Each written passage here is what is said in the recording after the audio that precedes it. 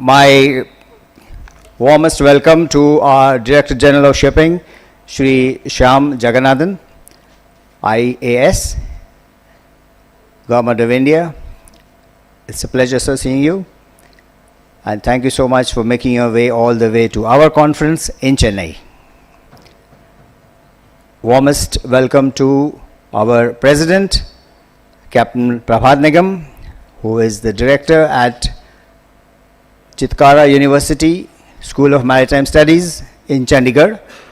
And it's really very nice that the entire MTG, that is the Maritime Trainers Guild, wanted to come to Chennai and do this conference over here. Please give MTG a big hand to start with. Thank you. It's my honor. I'm Captain Kamal Chadda. Most of you will know me, but it's always good to introduce myself a little more formally than I am. And let us begin the evening without further ado, and I will have our guests come up and light the inaugural lamp for us, please. Mr. President, Director General Sab, Mr. Sanjeev Vakil, Mr. Raju Balaji,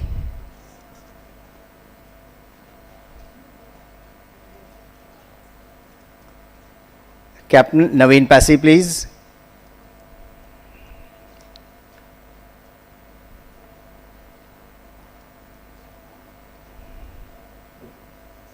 We will, sir, have the invocation.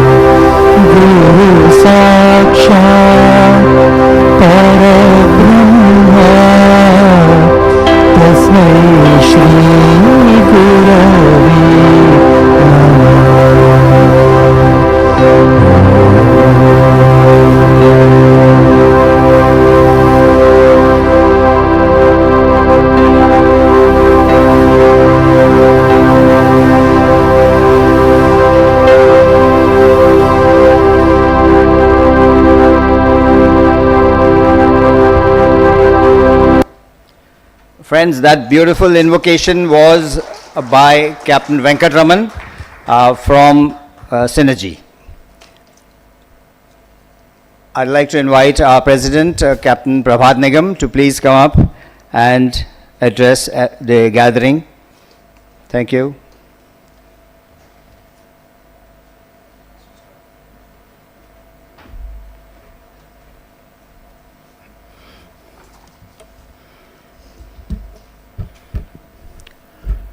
Namaste Gurujans and welcome to the new DG Shipping, Shri Shyam Jagannathan ji and his team from MMD, Chennai. Most welcome to this first function of Maritime Trainers Guild in Chennai.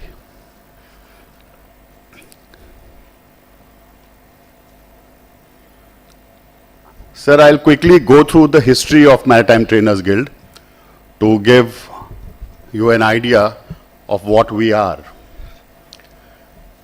This is our logo, and aptly we say, Tamso Ma Jyotirgame, lead us from darkness to light.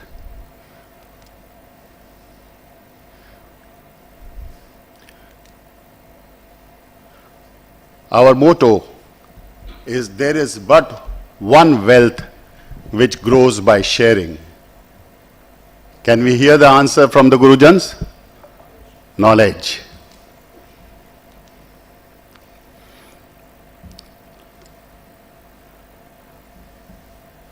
Our mission is towards excellence in maritime training. Our vision is to create a world-class association of maritime teaching facilitators who would set benchmarks for furthering maritime training internationally and be recognized as a forum of knowledge and skill enhancement by all global organizations such as IMO and various maritime stakeholders. Sir, when we formed this maritime, or rather when we formally launched the Maritime Trainers Guild, it was under advice of these Nauratan, we call them our 9 mentors. Some of them are sitting here, which after this presentation we'll be honoring. Dr. B.K. Saxena, Captain Kapil Dev Bahal, Dr. Suresh Bhardwaj, Captain M.M. Sagi, Captain Shiv Halbe, Captain L.K. Panda, Captain Naveen Pasi, Captain Rajesh Tandon, and Mr. Ajoy Chatterjee. Some of them are ex-nautical advisor and ex-CS. These are our founder directors. And we operate basis north, south, east, west. So we have 4 cardinal heads. In the north, we have Miss Naomi Rivari of ARI. In the south, Mr. Sanjeev Vakil. In the east, Captain Nalin Pandey. And in the west, Captain Viraf Chichkar. These are 30 founder members who initially contributed to make this Maritime Trainers Guild possible. These are our corporate members. And number is growing. The latest was the Ganpat University, the red logo you can see over there. If talking about from South India, we have Ahmed University, HIMT, and MUI of course is present in South, North, everywhere. The idea came on 4th of August 2011, and it was started as a trainers guild. We celebrate the first Saturday of August every year as our foundation day. Although I had this seed of forming a trainers guild, or the Maritime Trainers Guild, way back in 2011, but the ground in which the seed was sown came in 2012, when as a group head of training, Captain Girish Fadnis gave me that opportunity to do the work of Maritime Trainers Guild. And this seed was aptly watered by Captain Shiv Halbe, but without sunlight, without proper visibility, the seed was of no use. It could not have grown. And that visibility was provided by none other than our secretary cum treasurer, Captain Kamal Chadda of Marix. Can we have a big round of applause for them? Briefly about what we had been doing all these years. First meeting on 30th May 2013 at ASP Ship Management, and this was the agenda: current training trends and contemporary needs, on-board training and its effectiveness. Second meeting on 17 July same year at MSC, STCW 2010 and MLC 2006 requirement was the agenda. Third meeting, 30th May 2014 at MMC Mumbai campus. It was on the bridging the gap in training. Our fourth meeting on 18th of December, again at MSC, to review on entry standards and training at pre-C level.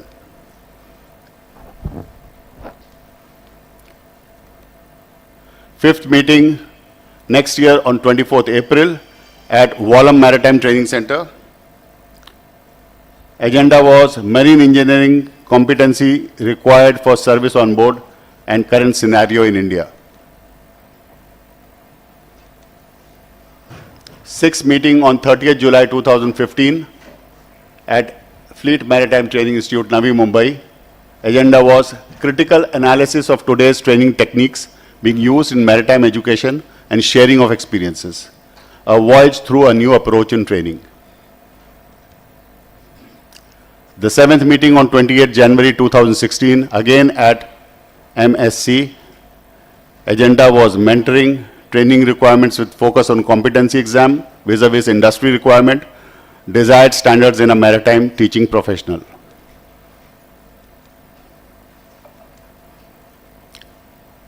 Eighth meeting on 3rd June 2017. This was a big event, the first big event.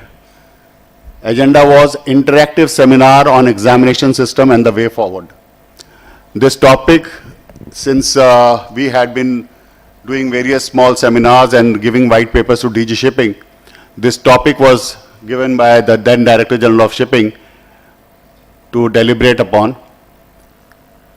And it was done in Courtyard Marriott Hotel, a similar hotel like this one, with over 250 participants, attendees rather. You can see the house full.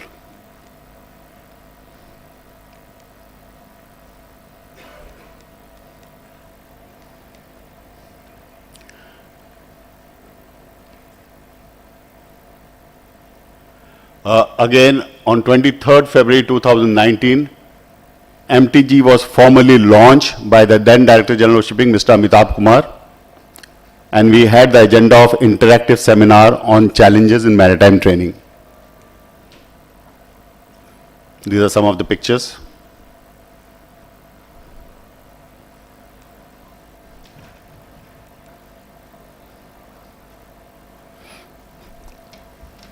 So this particular seminar, which we had first time out of Mumbai, is what we call today our futuristic thinking. We did not know that COVID is going to come next year. But on 1st October 2019, have a look what was our agenda.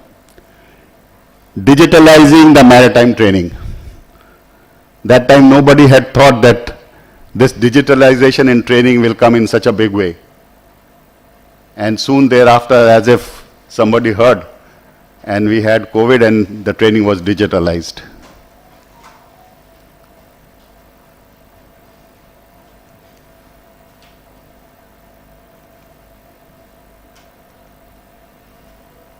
These are some of the pictures.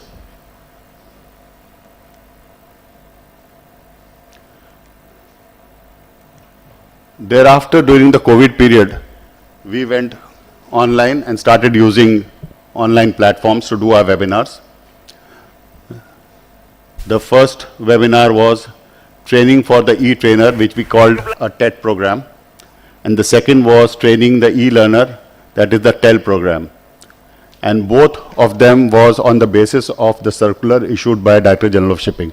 And ours was the first step towards this, training the trainer for e-learning and training the trainee for e-learning.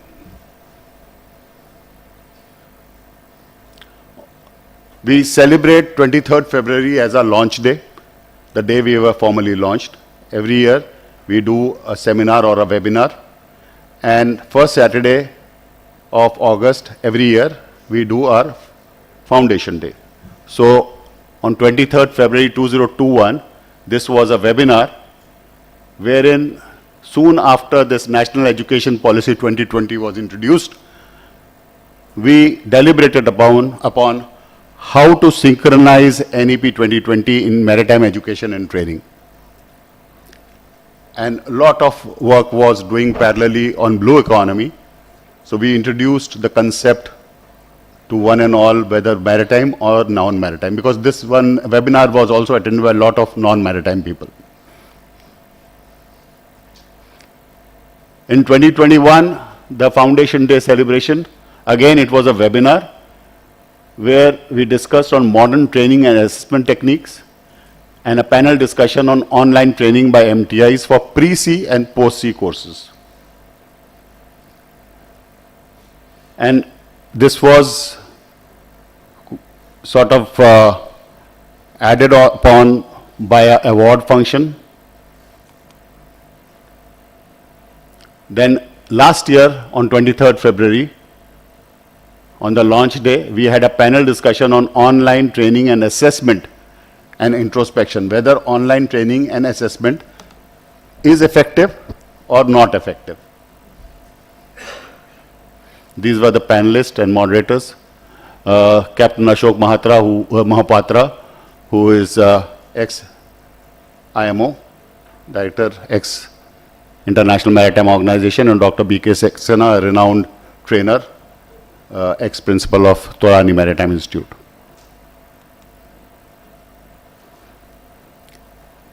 Last year on the Foundation Day, we had deliberation on enhancing capabilities of trainers and training.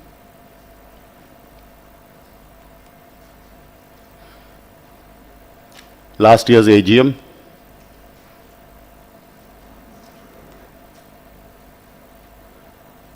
and this year, the launch day anniversary, we had a panel discussion on gender sensitization. Again, this topic was given by DG. As soon as this circular came, we had this discussion. And here we are today, standing tall, 12th Foundation Day, discussing physically, offline, in front of you on developing future-ready maritime trainers. Thank you.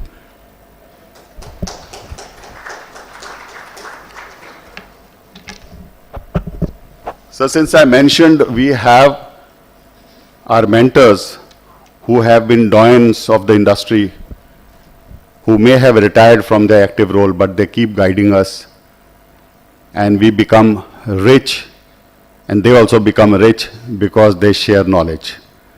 As our motto says, there is but one wealth which grows by sharing knowledge.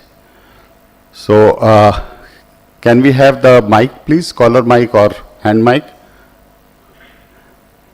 Mike?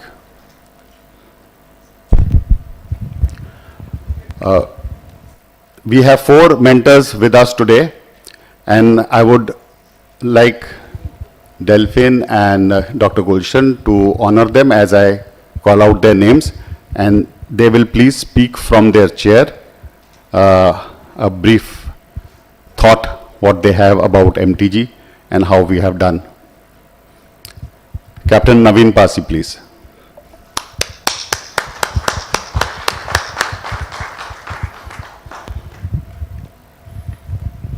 Thank you, Prabhat, for giving me the honor of being here today. Over the years, it has actually been very inspiring to see the good work that MTG has been carrying out as part of the industry, being a think tank as well as a promoter of views across the board, and then collating these and passing this on to the various administration forums to actually be able to implement them and bring them forward. It's very encouraging, and I wish you all success for the future, and I hope that this work continues over a period of time. Thank you. Thank you. Can I ask the Vice President to honor him, please?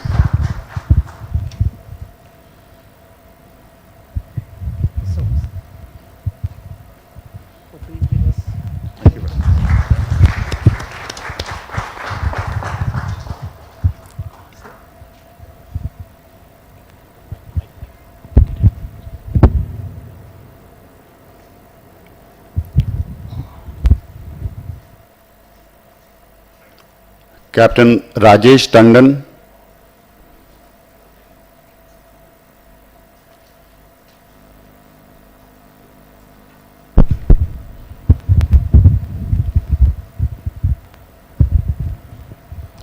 Good evening, everybody.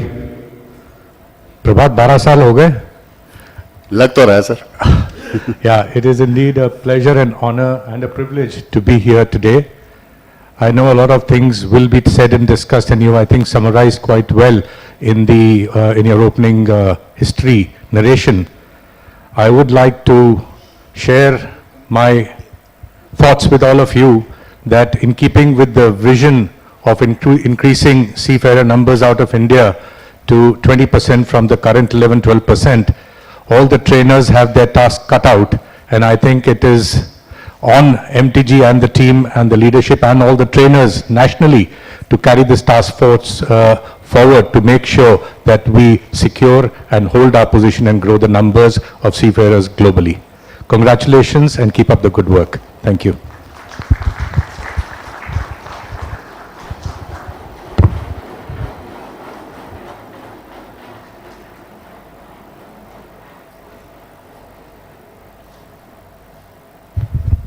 Dr. Suresh Bhardwaj. Thank you, Prabhat. I think that this is a big gap which was there in this country of getting the maritime trainers together in an association, and to that extent, this guild of maritime trainers coming together it's a wonderful move. And as we can see, the kind of topics which are being discussed are so topical and contemporary. Good work. Thanks so much.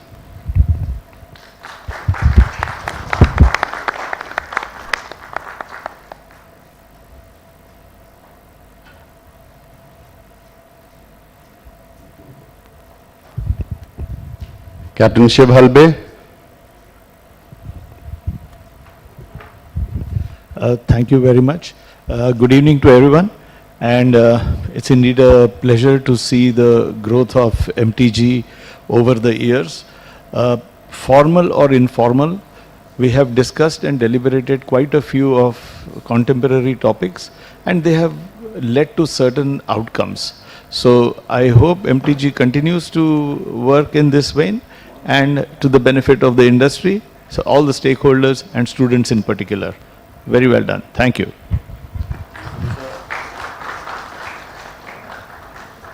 You have long hands.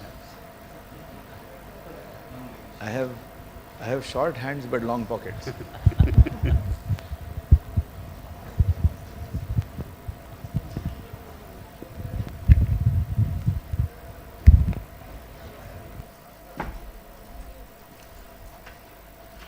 Now can I ask the chief guest of today, Shri Shyam Jagannathan ji, new Director General of Shipping, IAS, to come and address the gathering.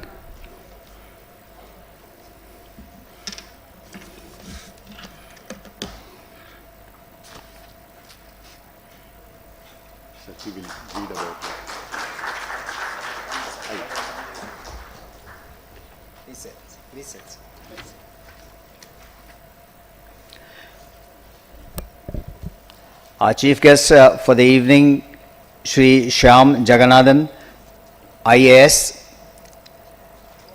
He is a 1997 batch IAS officer of the Assam Meghalaya cadre and is the Director General of Shipping, from the Directorate General of Shipping. He has previously served as Zonal Development Commissioner at SEEPS, SEZ, Mumbai.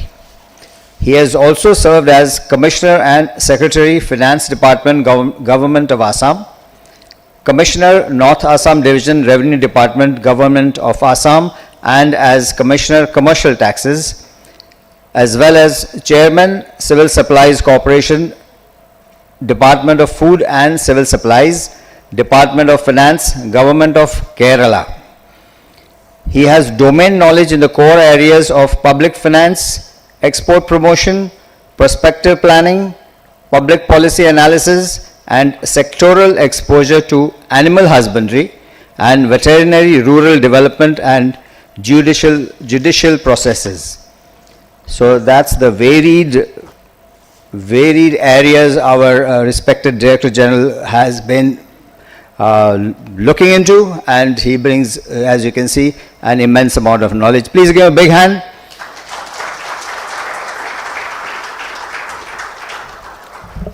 So please come and address the gathering.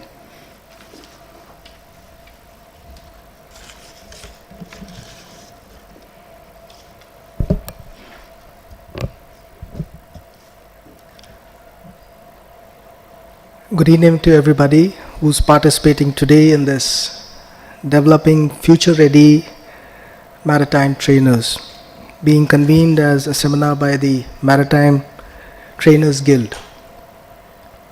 At the outset, it is a privilege to be participating, since most of you are industry leaders in the training firmament, and in my very recent visit to Chennai, I had the good fortune of visiting HIMT's both pre-C and post-C institutions, and also an exposure to the MMD, its functioning, interacting with the chairperson of the Chennai Port Trust.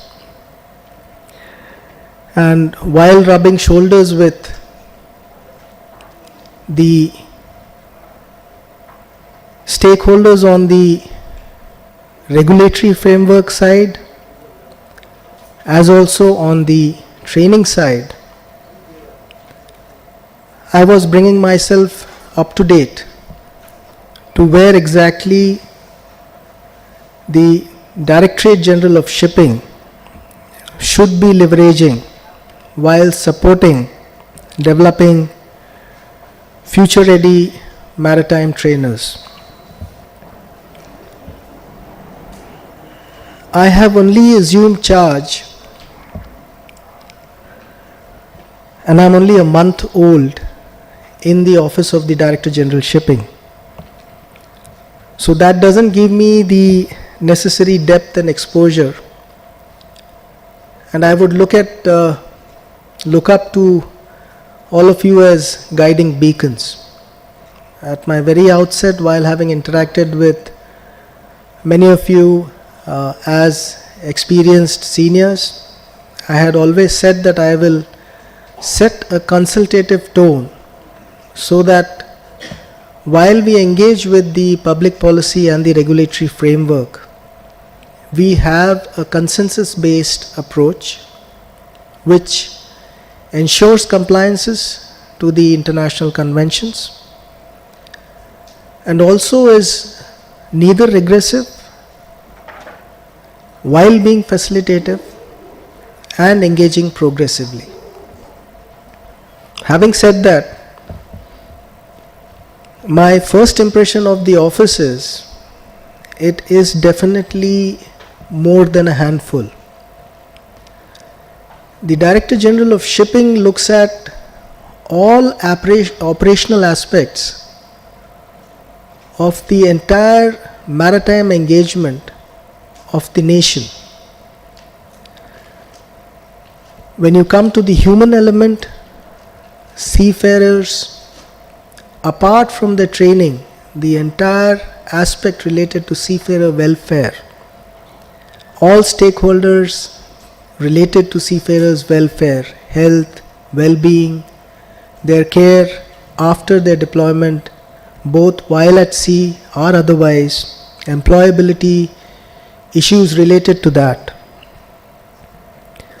The entire industry's standardization and regulatory framework subject to the international conventions, both in engineering, the nautical sciences, naval architecture.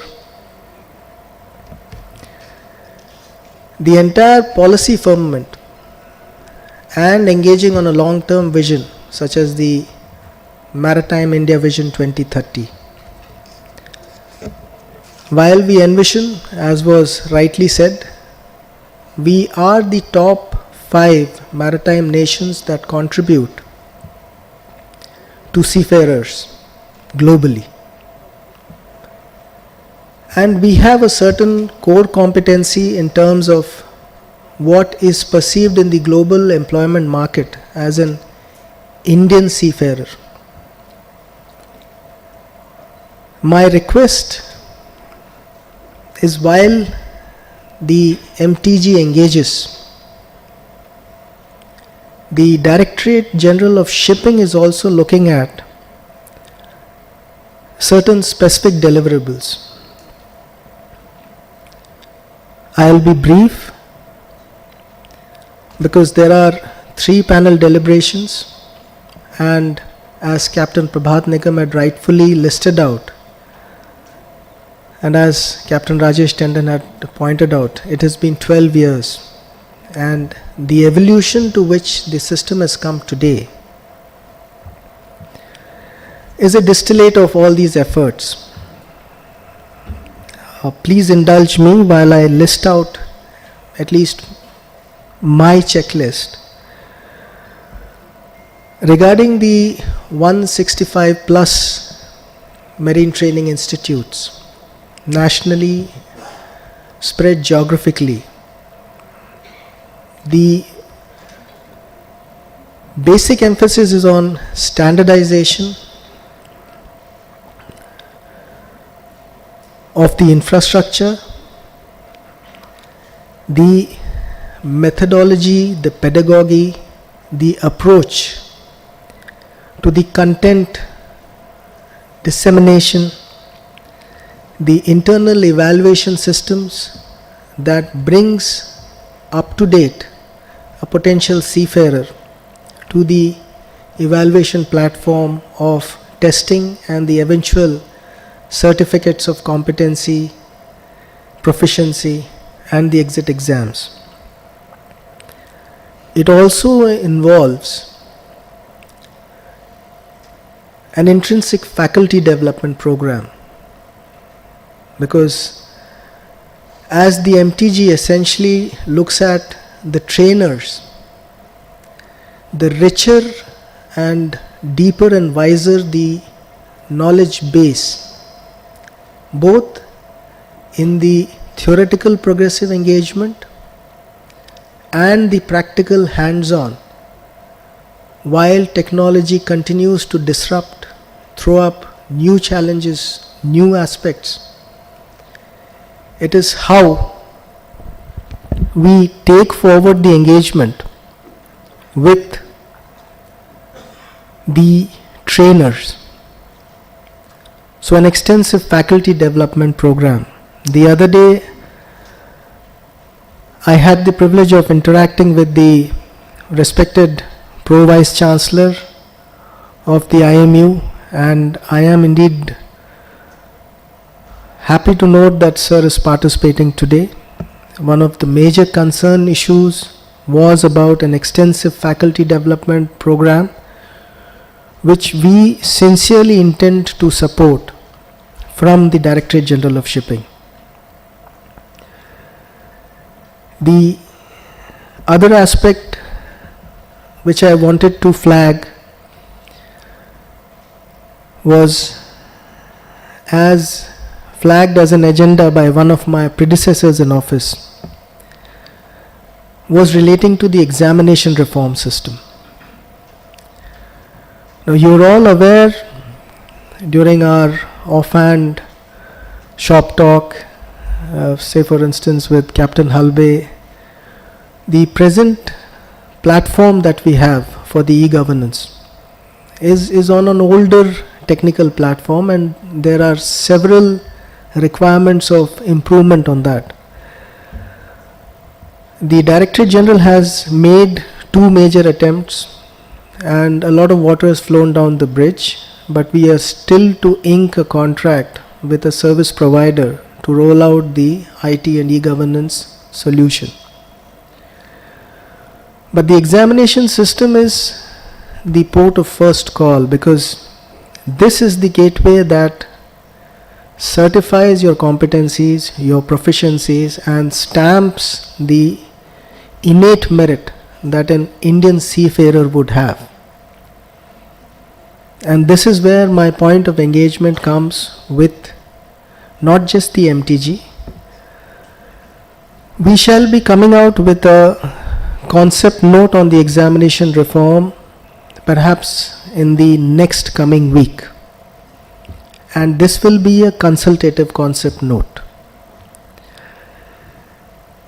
From the directorate, we would also need guidance in having a formal forum of a consultative advisory committee, which will have specific terms of reference. We would look for industry lead professionals who have established credentials, and we would request them to advise on the traverse that we are looking at while we reform the examination system.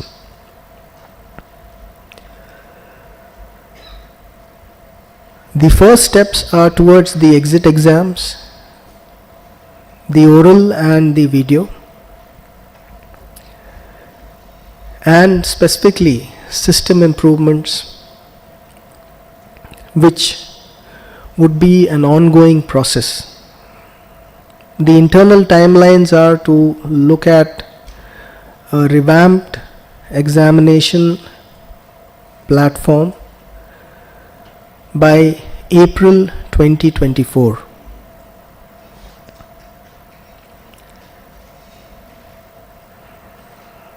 There are multiple issues where I would want the MTG and its outcomes, as has rightly been submitted that multiple white papers had been submitted.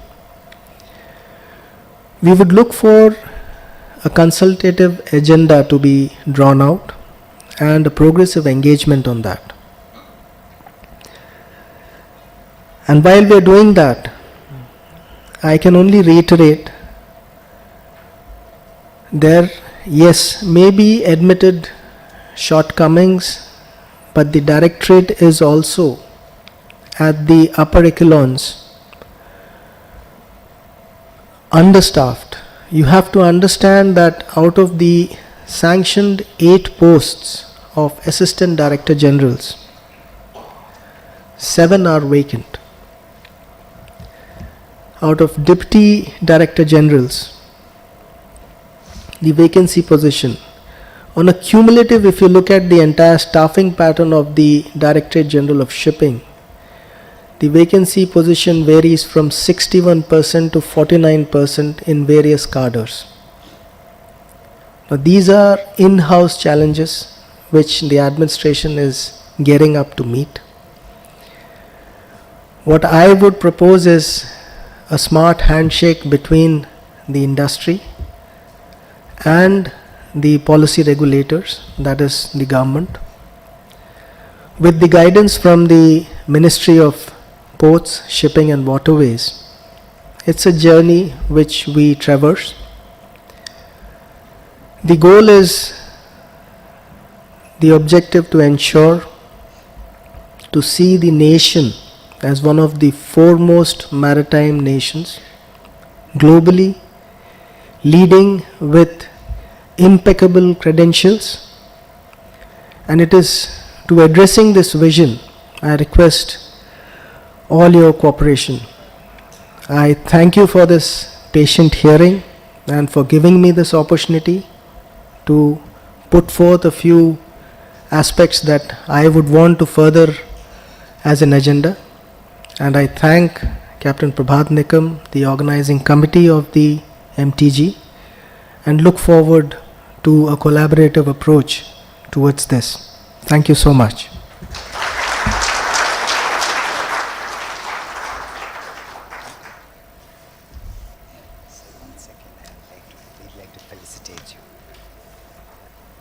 May I request Captain Prasad to please come up on stage and felicitate our chief guest. Captain Prasad, as you will know, is definitely one of the very, very senior gentlemen of our industry, and he has played a major role perhaps in many of us acquiring our certificates of competency.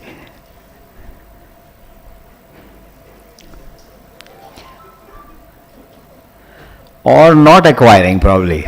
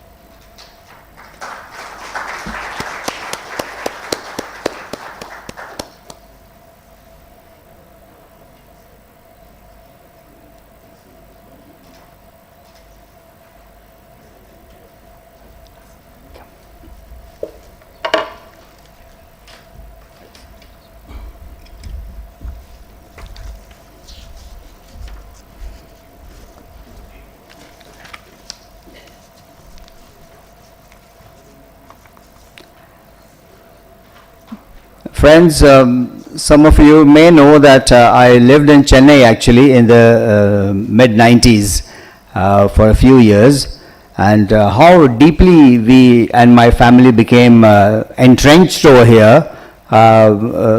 You'll know from the fact that my kids were just in their, they're 2 and 3 years old, but they developed a very strong Tamil accent.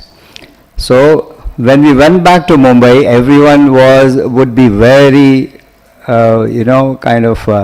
tickled by it, that Punjabi family with a Tamil accent. So, but of course the kids have grown up and they have very different accents now.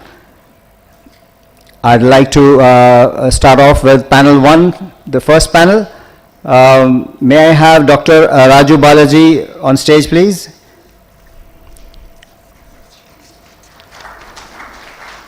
Captain Shaukat Mukherjee.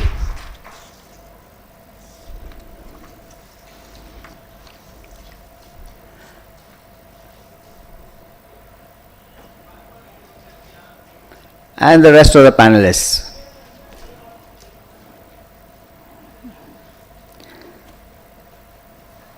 Captain Subramaniam Anand, Captain K. Karthik, and Dr. Aparajita Bhardwaj.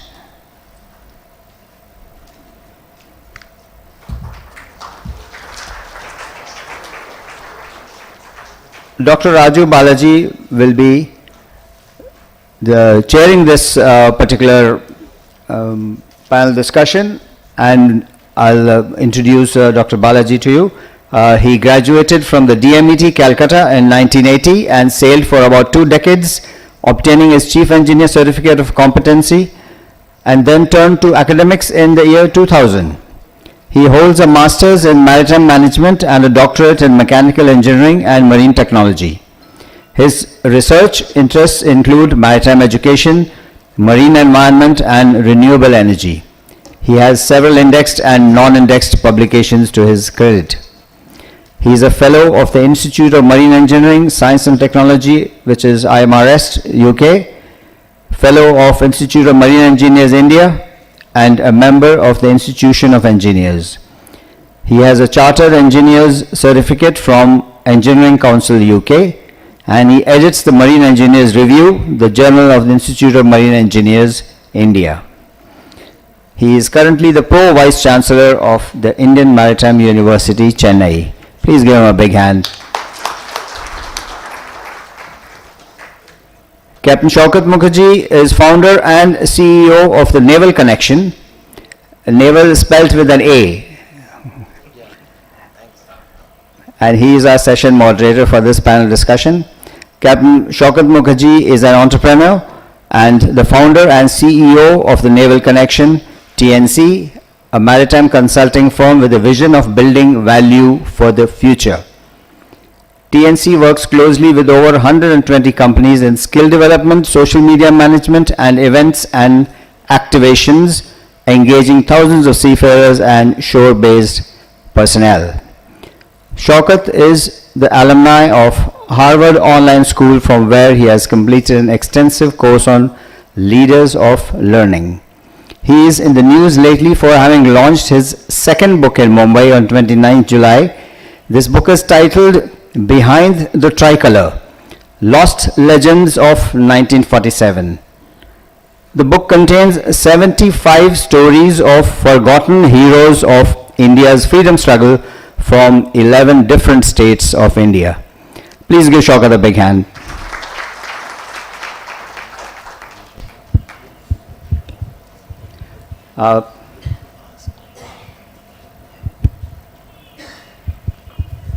May I request Balaji sir to please come up and speak.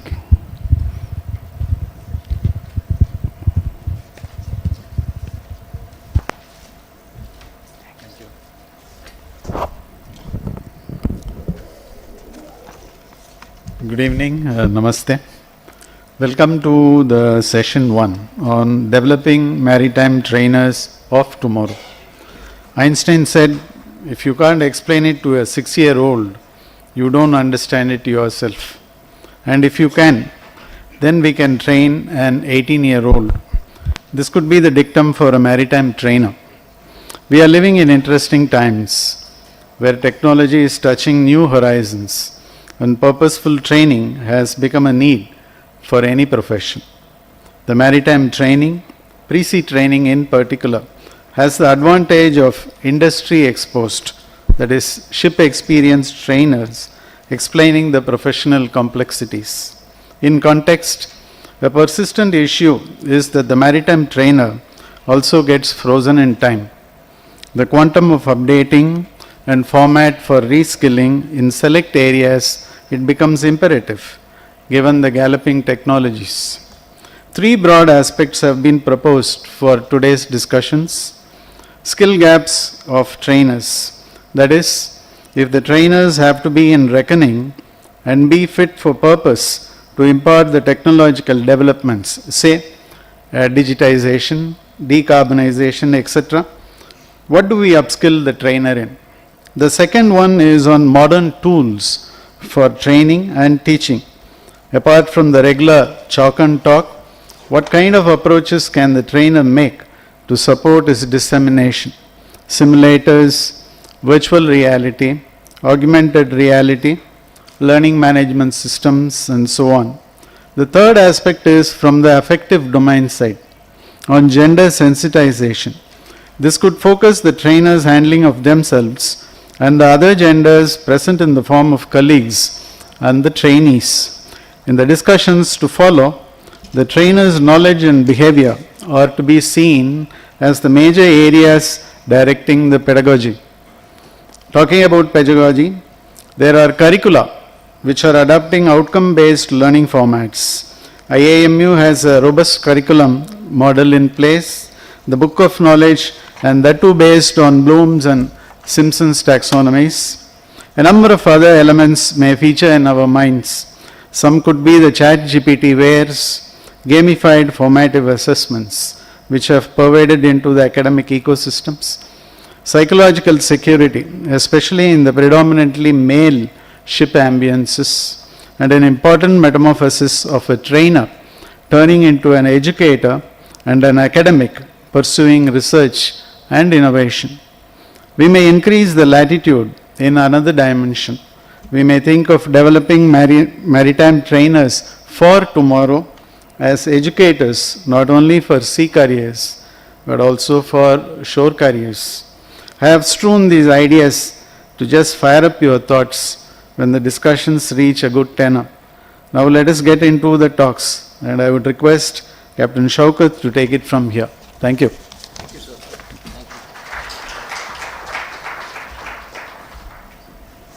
Right, so. Hello. Yep. Right. So it's 5th of August, so I can formally say, so thank you for inviting me to this August gathering. And so we start off right. We've got 40 minutes. 5 minutes is already taken by the chairman. So I've got 35 minutes. And we need to finish it by 35 minutes. So I'll start off with the introductions of the panelists. Most of you know everybody who's there on stage, but in order to formally introduce you, for those of you who are not aware of the extensive credentials that the people on stage hold, Dr. Aparajita Bharadwaj is a developmental and consulting psychologist with over 26 years of work experience. She trains Merchant Navy officers and cadets on soft skills and mental health issues and conducts DG-approved gender sensitization training for Merchant Navy officers and the faculty. She is an empaneled research guide for guiding PhD scholars at the IMU Chennai campus, India. Can we have it for Dr. Aparajita Bharadwaj? Welcome to this program, ma'am. Captain K. Karthik is the principal of Amit Institute of Science and Technology. He joined sea with the SCI in 1992, sailed in various capacities in crude oil, chemical tankers, general cargo ships and bulk carriers. Then he took up MET training with the Amit in 2007. Since then, took up several academic and administrative responsibilities to disseminate MET in India and abroad. Played an integral role in the maritime capacity building of Djibouti, Nigeria and Angola. Ladies and gentlemen, I give you Captain Karthik. Captain Anand Subramaniam, a very dynamic and young principal of the HIMT Pre-C College. Joined sea in 1994 as a deck cadet. He sailed on various kinds of ships and went on to take command in 2007. 2018, after almost 24 years at sea, including 11 years as captain, he shifted over to the other side of the fence, which had no water, and joined HIMT Pre-Sea College to train and mentor young cadets and budding seafarers of tomorrow. Ladies and gentlemen, Captain Anand Subramaniam.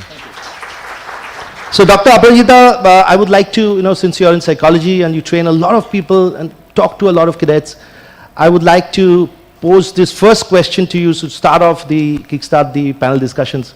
How challenging do you think are the gender sensitization issues to be implemented in the pre-sea colleges?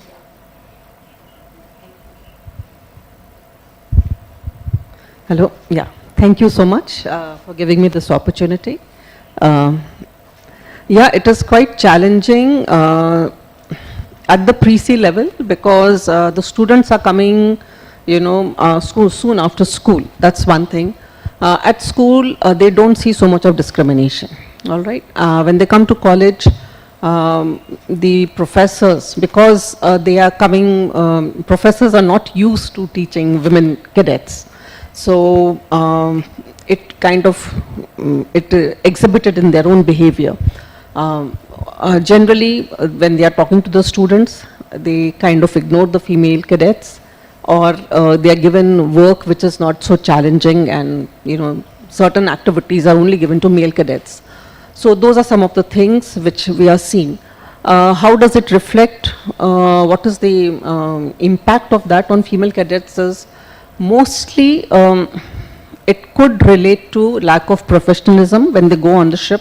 They may not take up certain jobs, and we have heard about that they are not, they won't do it, and they'll ask their other male counterparts to do it.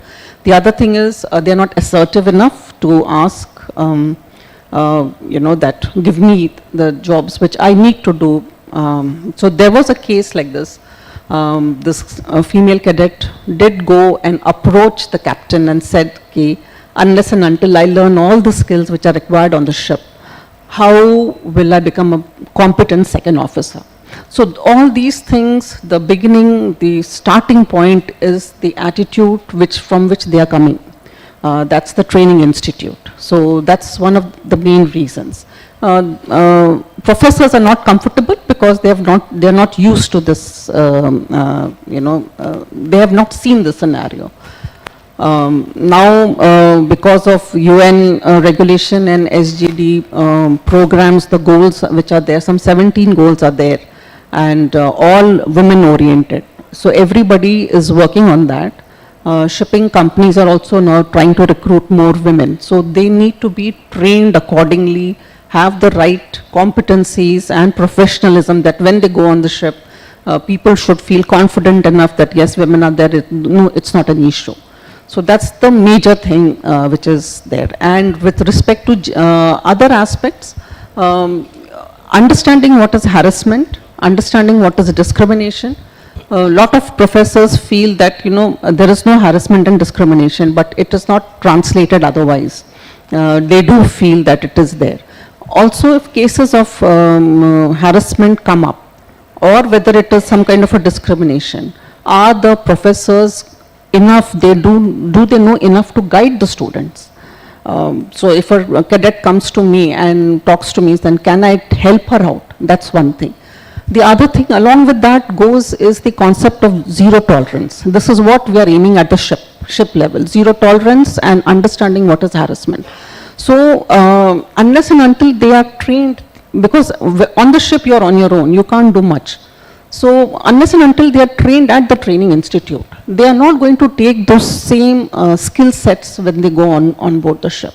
And I'm looking at like 5-7 years from now, if you have a whole lot of new lot which is coming on the ship who understands all these things, you can change the atmosphere on the ship. So that's one of the things. So that's amazing the way you put this. But I wanted to ask you while you were talking about thinking of something else. Yeah. I was wanting to ask you that this particular event that we are having is more centered on the trainers. Yeah. And we are talking about the development of the trainers. I'll come back to Captain Karthik also for his opinion, but I just wanted to ask you something from a psychological point of view, ma'am. Do you think that, and this is a question which I don't think has been asked before, and I'm going to put this to you. Yeah. Do you think we can have women trainers in Maritime Institute that will help the women cadets or the girl cadets? See, Is there a gender sensitization issues in See, choosing the faculty as well? See, it's a very technical topic, subject that you are dealing with. If you can get women cadets, women trainers who can teach, why not? Okay, but as of now, I don't know whether there are many. So mostly it is the male, you will have male professors and instructors who are teaching. So we have to change the mindset from there. There are, universities abroad in Turkey, Spain, where professors are made to go through the gender sensitization course. They do a semester of course on gender sensitization. Because it's, these gender issues are not based in Asia, it's world over. Whether you even look at America, Europe, wherever, it's there. And the problems are very similar. Very similar. Right, so thank you very much. I'll come back to Captain Karthik now for your views on the same issue. How you are the principal of a huge university and you deal with a lot of pre-C candidates. So what do you think are the challenges which faced on the ground, faced by trainers for the gender sensitization? Well, thank you at the outset. On a personal note, I would say it's not that we are seeing women cadets for the first time or in the recent past. AMET has been dealing with women cadets for over 15 years. We have been having women cadets from Nigeria, from Angola, from Djibouti. And I could see there is an easy transition, what is happening. At the same time, there are some unconscious bias, which the faculties, the instructors are not aware that they are into a bias level. So what I feel is that currently the gender sensitization program, what we are doing to the faculties, instructor on various levels, that is really creating an eye-opening. Because at the primary level, there is a misconception about sex and gender itself. Sex is anatomical, and gender is the goggles of the society through which we try to identify a masculine and a feminine. So this itself is a first level of identification. And to go further elevated, what are all the unconscious bias we have, and how do we treat the girl cadets when compared with... Sometimes it goes without knowing ourselves, a priority is given to a girl cadet. And this could be a bit divisive, as well as it could create some sort of partiality, what we call as a bias. So such kind of things are being sensitized across all levels. And we could see that there is a great deal of transition what is happening. This is, I would like to place it the first instance with mine. Thank you. I'll come back to Anand also with the same topic. Do you think, you are also the principal of a pre-C college, so what do you think is, in your opinion, are the challenges? All right. First of all, what Madam pointed out, what the lack of the female faculty, we just have to look out of the box. We have got aeronautical places, we've got this computer science colleges and all. In the Maritime College, only because it was a male-dominated domain, that is the reason why we have more of the male faculty. But then when we look outside, like for non-marine faculty, electronics, physics, English, and the soft skill faculty and all, so we can have a mixture of a male and a female faculty. As far as the faculty is concerned, as far as the trainer is concerned, we need to give that freedom to the lady cadets. Basically, that's the main challenge what we have. What I give to understand is that the lady cadets don't get that much of freedom, that much of flexibility as compared to a male cadet, I would say. So that is one more thing which we need to open out, so that the lady cadets can also develop. The stereotyping should not be happening. Just to remind you, we have 3 lady cadets here, so I'm going to come back to them with whatever you say. Yeah. Yeah. Right. So, thank you, Captain Karthik. My next question to you is, what are the absolute skill gaps for the trainers that you see, considering the rapid advancement of technology? What are the skill gaps which the trainers face? 2 minutes. Thank you, Shaukat. So, at the first instance, I would like to take it up in a two-pronged manner. One is the technical skills, another one is the personal, organizational, management skills. Because these two as a combination, it's going to leverage the effectiveness of taking new technologies on board. Now let's say in 2030 it is said that over 35% of the vessels global fleet is going to be fueled by LNG. And keeping that in mind, the emerging fuels like ammonia, methanol and hydrogen are going, we are in a race to net zero as we all know 2050. Well, these are all the most promising fuels of the future. We also need to identify that they pose a lot of significant critical, dangers. For example, the methanol and the ammonia are going to be very toxic and hydrogen is going to be highly inflammable. So the trainers of tomorrow first should be trained on all these levels. Also, they should be updated with the firefighting techniques, what these kind of new fuels are going to impose. Only when they are done with, they will be able to teach the future seafarers who will be ready for it.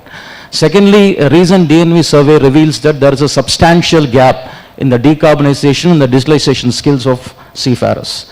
Now, even in the trainers. Now, this gap is not going to impact immediately, but it's definitely going to dig in a decade's time. So, our trainers needs to be bridged about this gap so that the seafarers of tomorrow, we don't have any inadequacy when the new generation, next generation ships comes into service. Now, how can we go about it? That is the most important point. Let's take it in a two-way. First one is the continuous professional development, what our DG was saying a little while ago. So it will be an inclusive part of every mariner, every trainer's duty that they are consciously engaging in various kind of upgradation form in this, trying to update their knowledge. How they can go about it.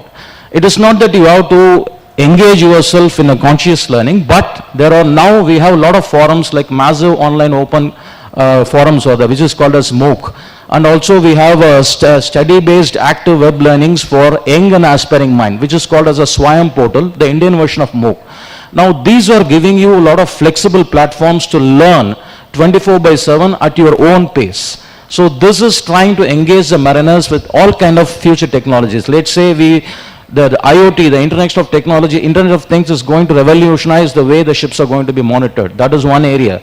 The blockchain is going to see how the ships are going to be secured, and the maritime fraud is going to come very well down because of this type of technology. Then the big data analytics, it is going to give a predictive learning. The inputs what we get and the output what we get out of that, we will be able to predict the breakdowns and we can take conscious measures.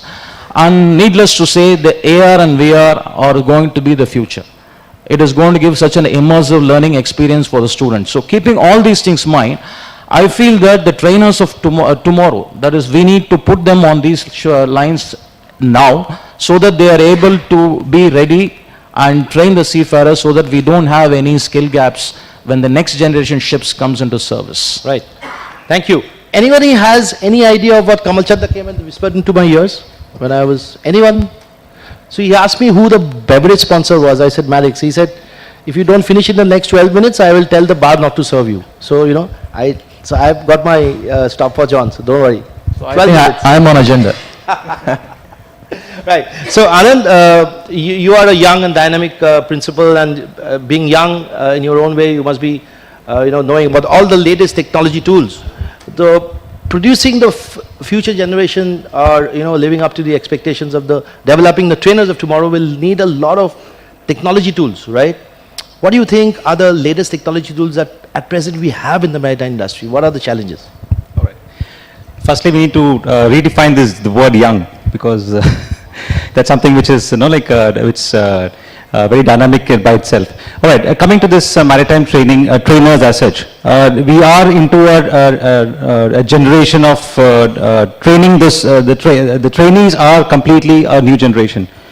The attention span is very, very less, and it's actually, it's a race against time to catch the attention when we conduct the classes and all. We need to keep it as short and concise and as short and sweet so that we can catch their attention and do it. There are many tools available, like Captain Karthik mentioned about VR, that's virtual reality. You're putting that the trainee into that domain of, you're creating that scenario within that headset. Now, the trainers have to be first of all trained to use that device so that the training can be effective. So having those technological advancements is one thing. Are our trainers ready for training on that? That's a big question mark. Because what I feel is there is a huge technophobia. Somewhere down the line, people have realized that, they have realized themselves that it's actually very, very advanced and we can't do it. So that is something which we need to overcome. That's a major, major challenge. And this in our college we have introduced the thing, and we have seen that initially there is an hesitation, but once you get into it, then they are all into that VR. AR is also like augmented reality. You can actually like play around with that tools, whatever be the case. It could be maritime visualization, what you see over there. So these are tools, and these are not something new to the training institutes. If you go and look at the other colleges, computer science colleges and all, they are already using these technologies. It is something which is new to the maritime training, and that is something which we need to know. The second part is about the information availability. Nowadays, we need to know something, we just Google it.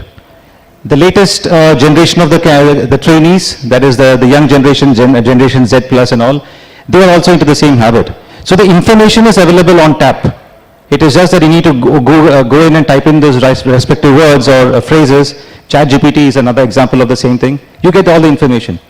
But application of that information, that is the most important thing. When you're in the middle of the Pacific Ocean, middle of Atlantic Ocean, when you don't have any other sources of information available to put in those things, when you have a like fault in the main engine or fault in the bridge or application of the ROR, that ChatGPT is not going to come and help.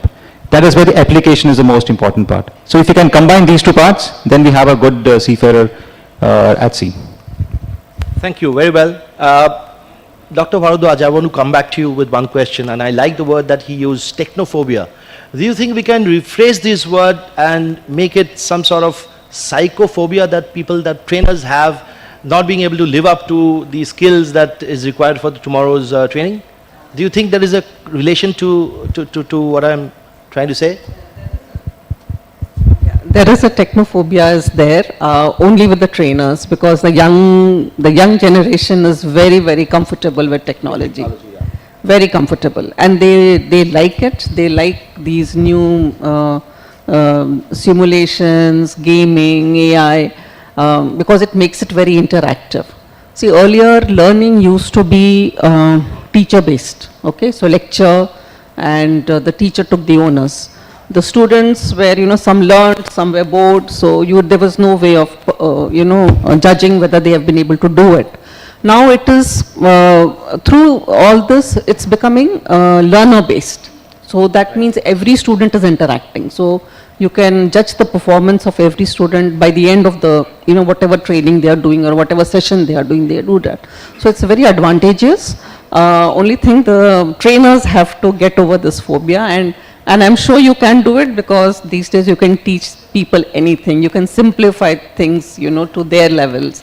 COVID has taught us that, all very senior people have learned to use technology so comfortably within these 2-3 years. So it's not a big deal. It can be done. Right, yeah. Thank you. So what we'll do now is I've got to make up for lost time, and I want to be the first panel who finishes in time. And so we'll go to you now. We'll have 2 or 3 questions, and then we'll request the chairman, Dr. Balaji, to come and sum up. Is that okay? Yeah, so can we have a microphone there, yeah, Nipun? Can we have a microphone across to Nipun, please?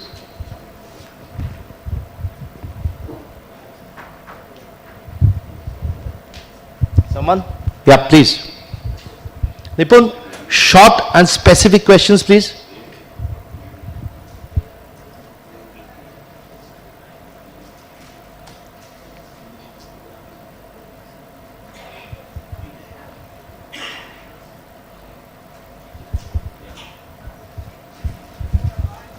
Yes, Shaukat, it will be short and crisp. My question is for Captain Anand. Sir, what is the difference between AR and VR? We talk a lot about VR and AR. So, are they same or are they different? What is the difference between AR and VR? I think this question can be directed to yourself itself. I mean, okay, Anand, I'll give Anand this. Anand, very short, about 1 minute. I'll keep it very short. VR is actually like a simulator. You are creating the whole scenarios, and then the student, that is a trainee, is completely immersed into the whole situation. That is the VR. Like if you go into like a bridge simulator, I mean, to be very specific, all the simulations, all the scenarios are being projected, and then you feel as if you are in that scenario. That is the VR, virtual reality. As far as the augmented reality is concerned, you are trying to augment. That means you are trying to add the, like you're adding the 3-dimensional. That means you can turn around, you can, like go around And with your hands action, the whole scenario can be changed. Like for example, let us say purifier. If I'm going to take a class of purifier, if I have a VR, like, like augmented reality purifier, you can actually go around, instead of you going around that particular equipment, you can turn the whole thing around. So that is basically like a gist of a very, very quick. Of course, the definitions and all will go on for a long time, but this is... Sir, I have one doubt in this. In AR, if we can go around the purifier, that can be done in the 3D as well. Now, Nipun, you want me to start asking you questions on AR and VR, so let's take this offline. I mean, I think this is, we just have about 5 minutes. Let's not get into deeper discussions. Yeah, Arvind, can we have a microphone across to Arvind, please?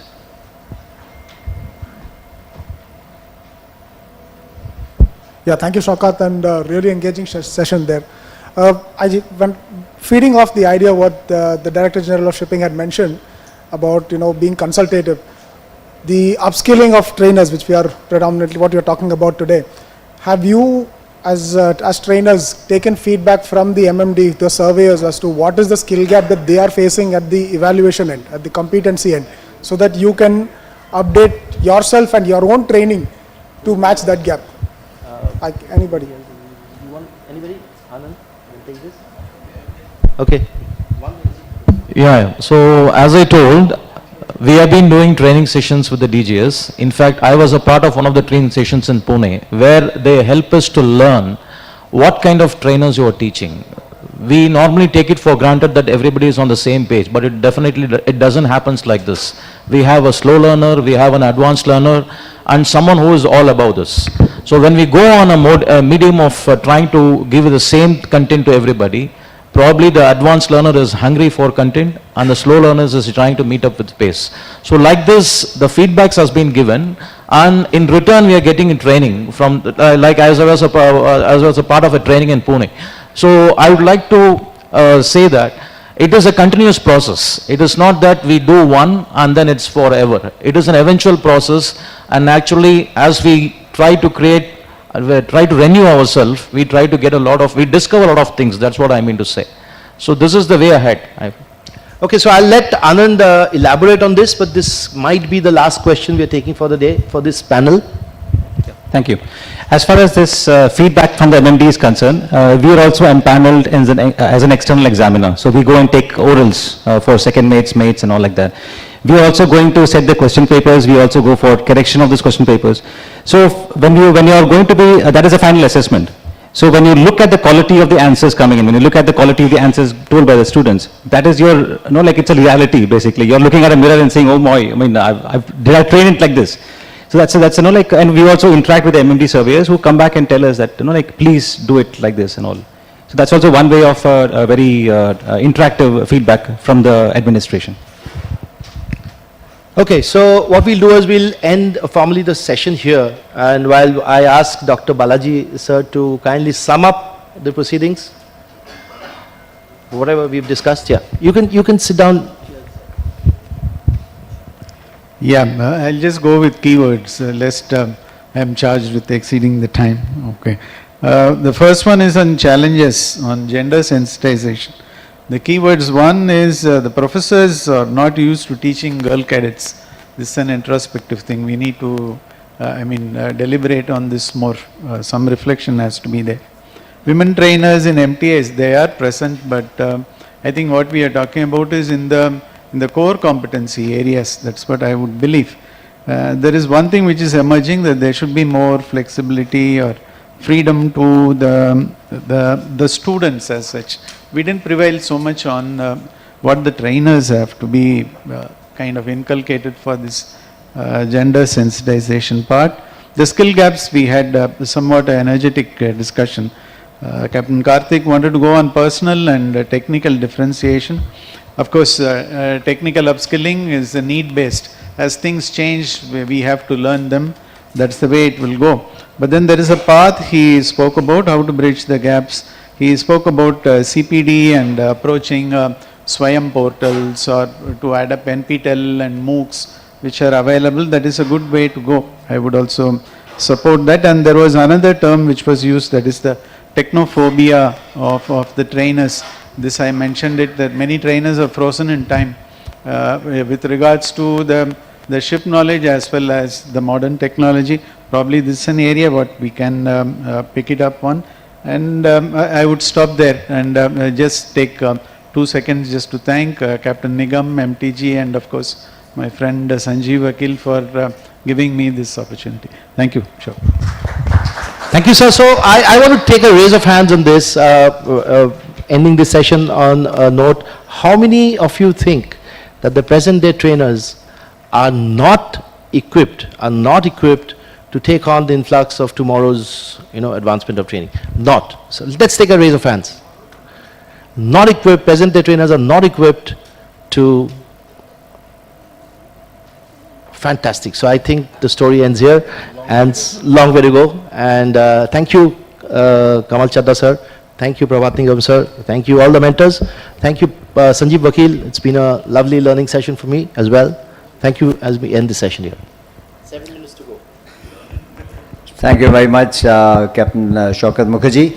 May I invite Captain Girish Fadnis? Yes, please. Chairman of Masa to please come up and give away tokens of appreciation to our panel.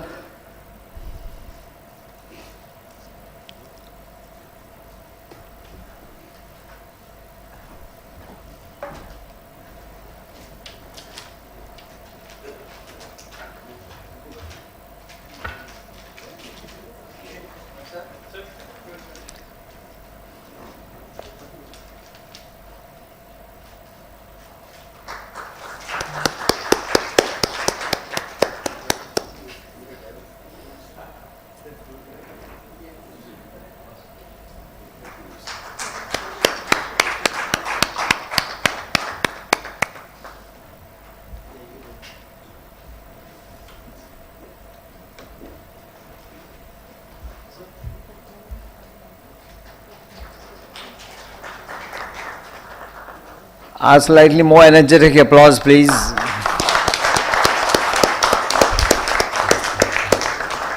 Otherwise, the panel might be a little reluctant to move away from the stage.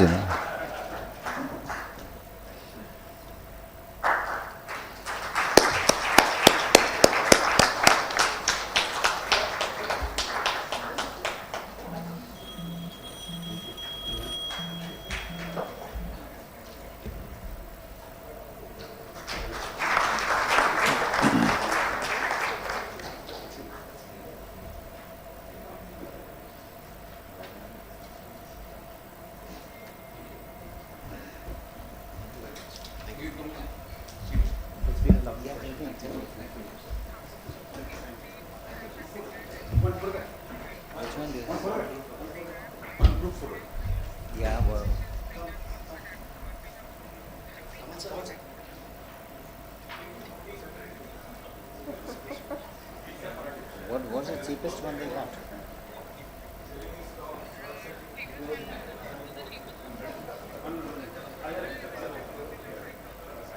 Bushmills.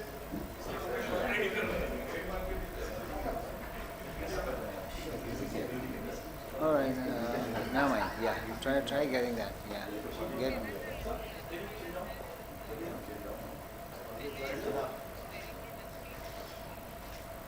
No, talk quickly. I'm on the stage. Yeah. Forget it. Just get all the shows we go. Yes. No. Get 6 black label and 4 shows. Okay. Thank you.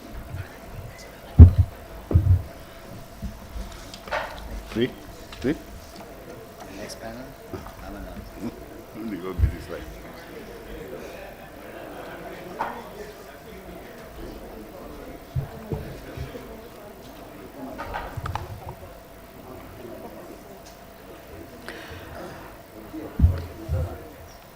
Thank you very much to panel number 1. They did a great job, and yes, lots of things became apparent that I saw a huge number of hands go up that the trainers of today aren't as equipped as they should be.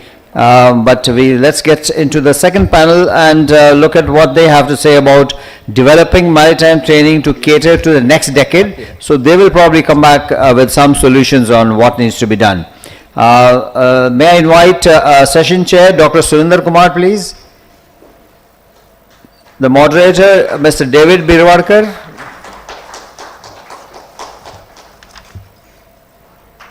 And the panelists, Captain S. Kishore, Mr. Mani GR, and Dr. Gulshan Dhillon.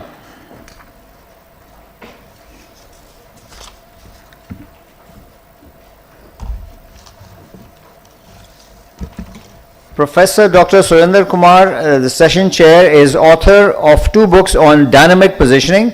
He is often known as the DP Guru.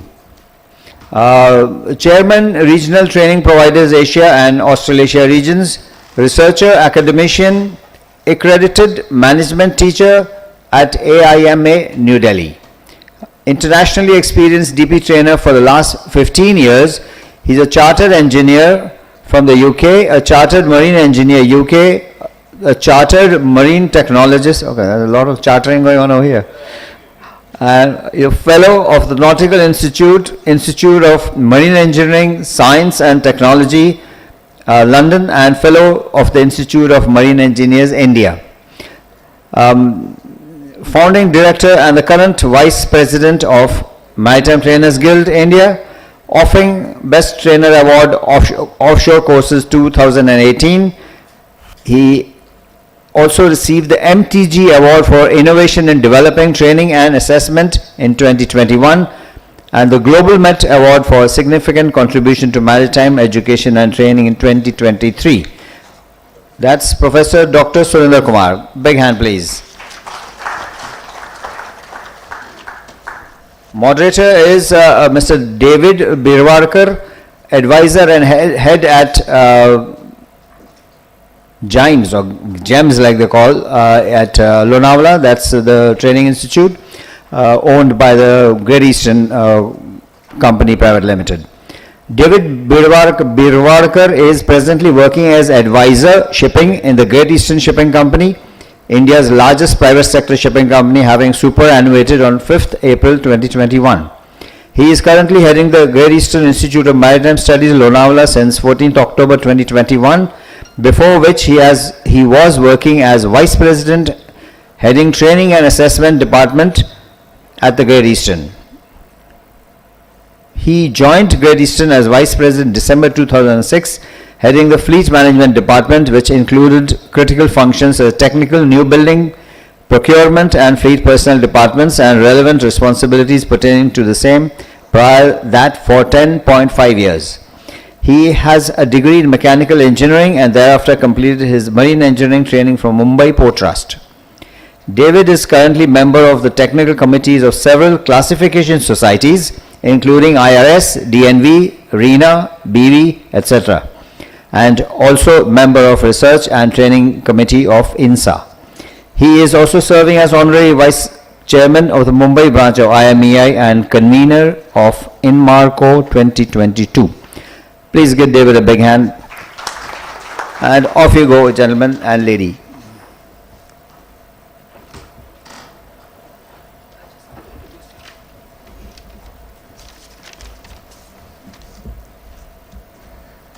Good evening, everyone. The first panel was an eye-opener, and I'm sure many of you must have realized that, yes, the rising hands indicated that a lot needs to be done about it.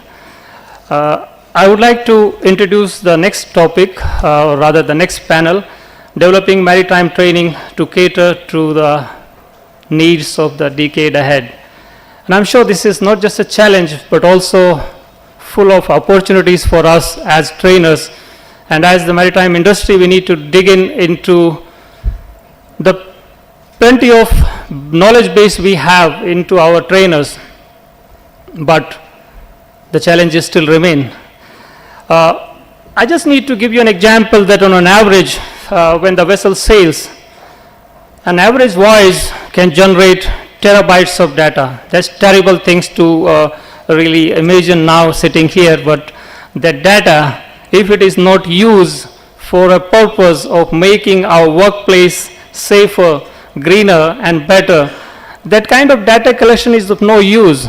But the kind of technology we are in today, the data is being collected and being stored.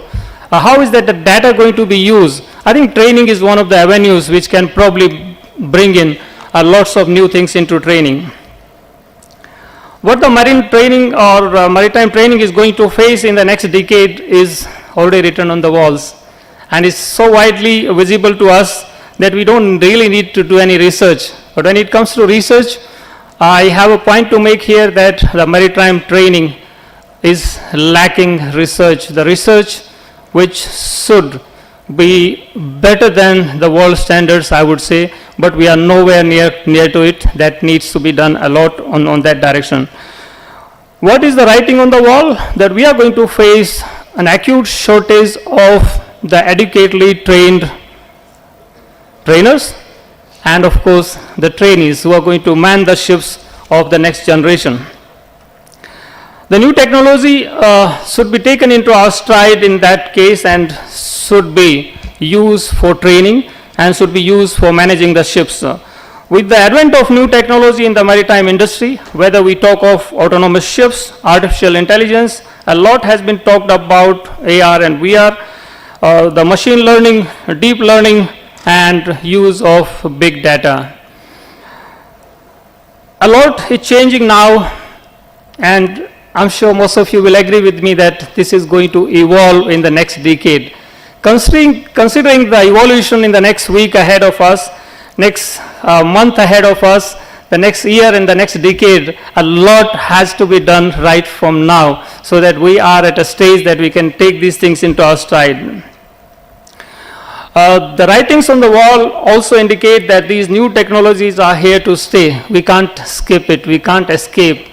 And if we can't, then a big question pops up, and that is how to prepare the way we receive these development in our workplace in the coming decade. Well, how prepared the maritime industry is not a matter of research. We still know about it that yes, just a very small research was carried out by the previous group here, and raising of hands told us about it, that yes, we lack. And if we know about it, I think it's the right time to start doing something for the future. How prepared the marine industry is to train the new generation of seafarers? And what about the existing seafarers?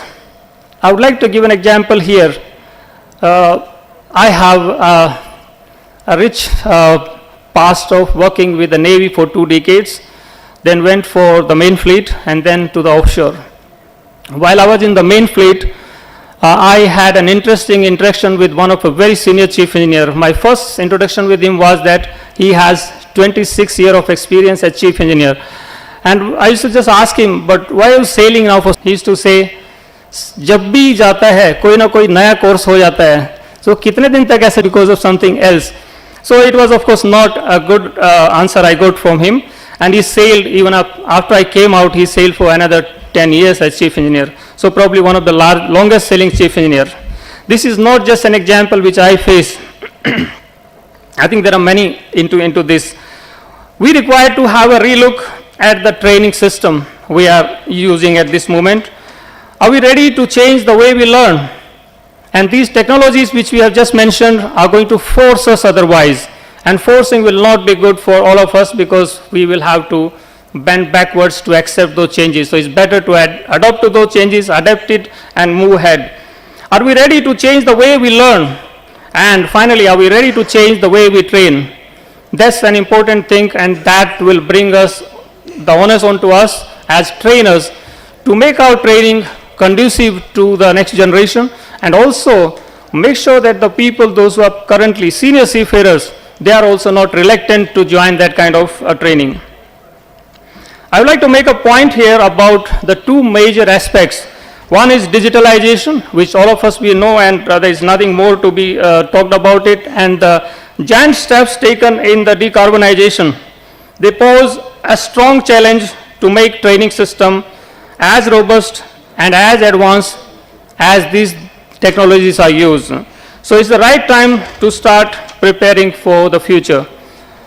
I'm a firm believer, and I quote, staying current with the technology is far more economical than sticking to the old ways of doing things, old technology, and finish with a bitter end. What are we doing about introducing the CPD, which was brought out into the previous discussion? I'm involved with NI and IMCA about the CPD system, which has been mandatory. All right, just finish this.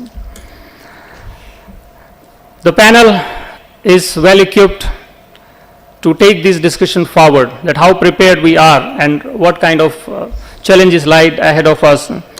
Let me take this privilege to request Mr. David to take the discussion forward, and you have a wonderful equipped panel to discuss the challenges ahead. Thank you.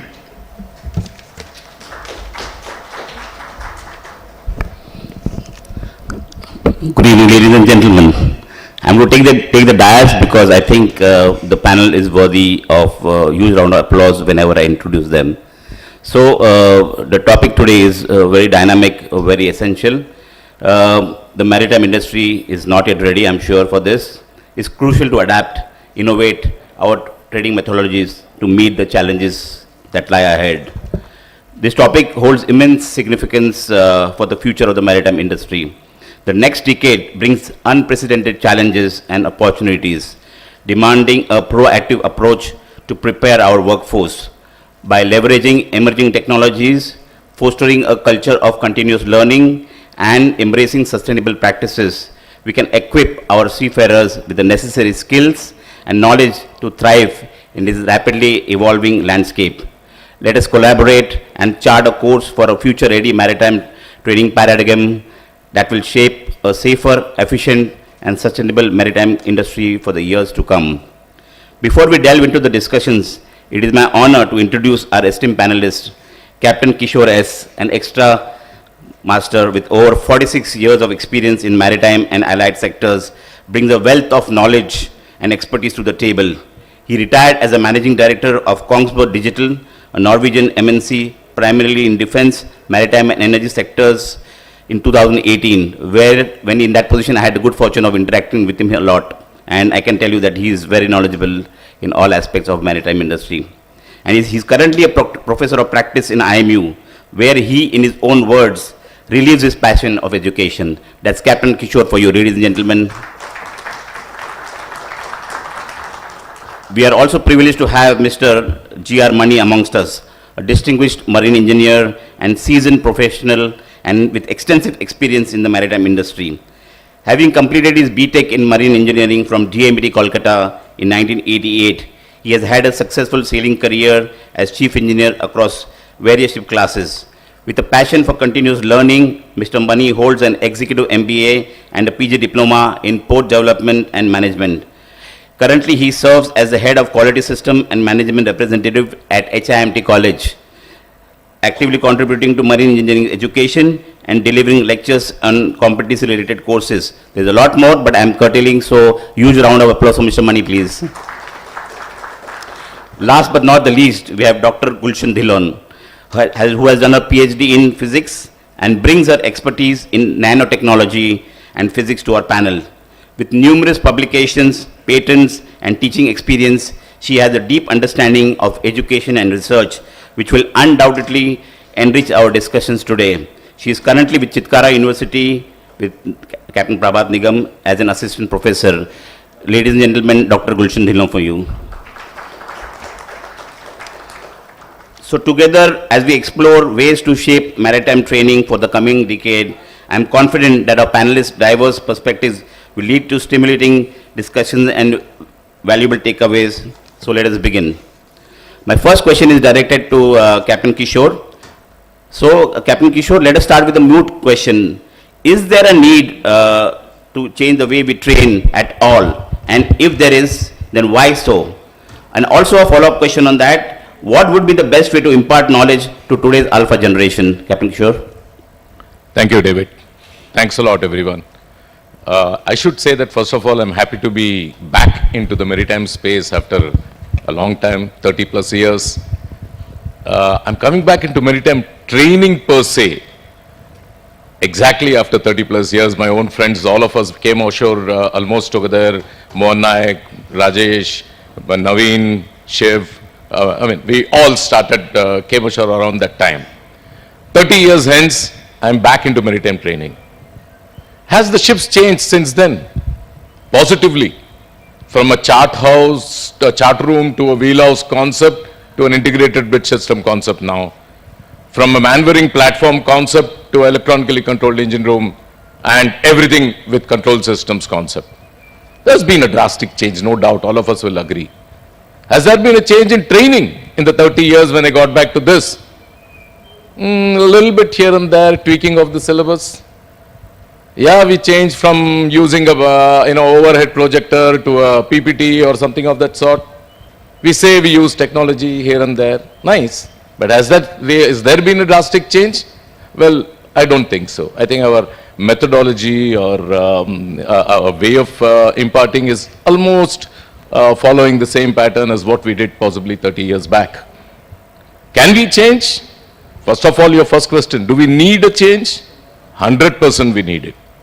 Can we change?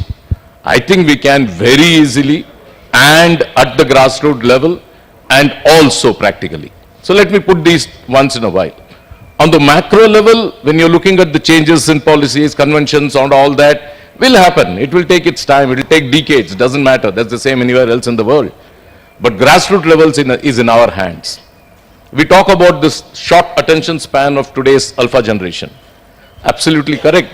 You're not going to give them a 1.5 hour lecture and expect them to, sit down and hear us. Even within 5 minutes, our friends are going into the telephone, and you can imagine that how it will be for the today's genre to possibly get connected to that. One of the ways of doing it, in my opinion, yes, we should use technology, and I would say ICT-enabled classroom, that is information and communication technology, which will encompass everything that we talked about, the augmented reality, virtual reality, whatever. I'll come back to that later. But engaging the students is in the hands of the teacher. Let us say if you have let me take as an example, if you have an hour-and-a-half class, break it within yourself into 3 sections.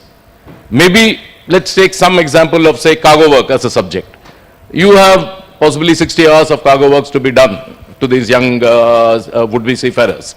Break that into, say, 6 different types of cargo. You have 3 either loading, carry during the passage and discharging. Make a sort of a group, what I would call as a student community. And student community can be very easily made using any LMS that I'll come back to that a little later, technology enabled, but simple. I'm doing that experiment without having any technology in IMU also. Give them a day before that. This is what we are going to discuss. Make a group of 5-6 boys and girls and let them, mind you, as somebody said, it's true. Today knowledge is available very, very easily. Show them the path to knowledge. Show them which site to go to. Educate them as to ask the right question to the Google or chat box. So they are coming prepared. And then say, go on with pure knowledge, giving yourself for say 20-25 minutes. Take a 10 minutes break, one of the group, let them present. And again go to the next 20 minutes, 25 minutes, let the second group, and then the third group. The 1.5 hours become a completely immersing experience. That is number 1. Number 2, an ICT-enabled classroom is not rocket science. Maybe a tablet in each student's hand, not going to cost much, connected to the LMS and they can't connect to anything else. Today's LMS can easily support all the platforms that you may have. If it is an virtual reality, okay, you need the hardware to look at it, but the software is a platform where people like HMT, Sanjeev has done a great job. I mean, he's got all the resources.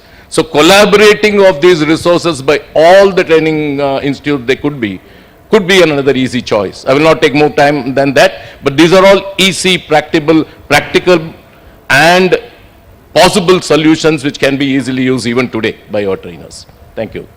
Yeah, thank you, Captain Kishore. So what you have said is absolutely right, and we know that HMT is driving a lot of it through their various innovations and technology use. I also know that Anglo-Eastern uses and gives only tablets to the students, and obviously that is the way to the future. And also using smart boards and having all this in a way where it's more or less paperless, and you are more interactive in that sense. So that is something which I totally agree that that's going to be the easier and more effective way to do the training. But when you come to that, my next question is for Mr. Mani.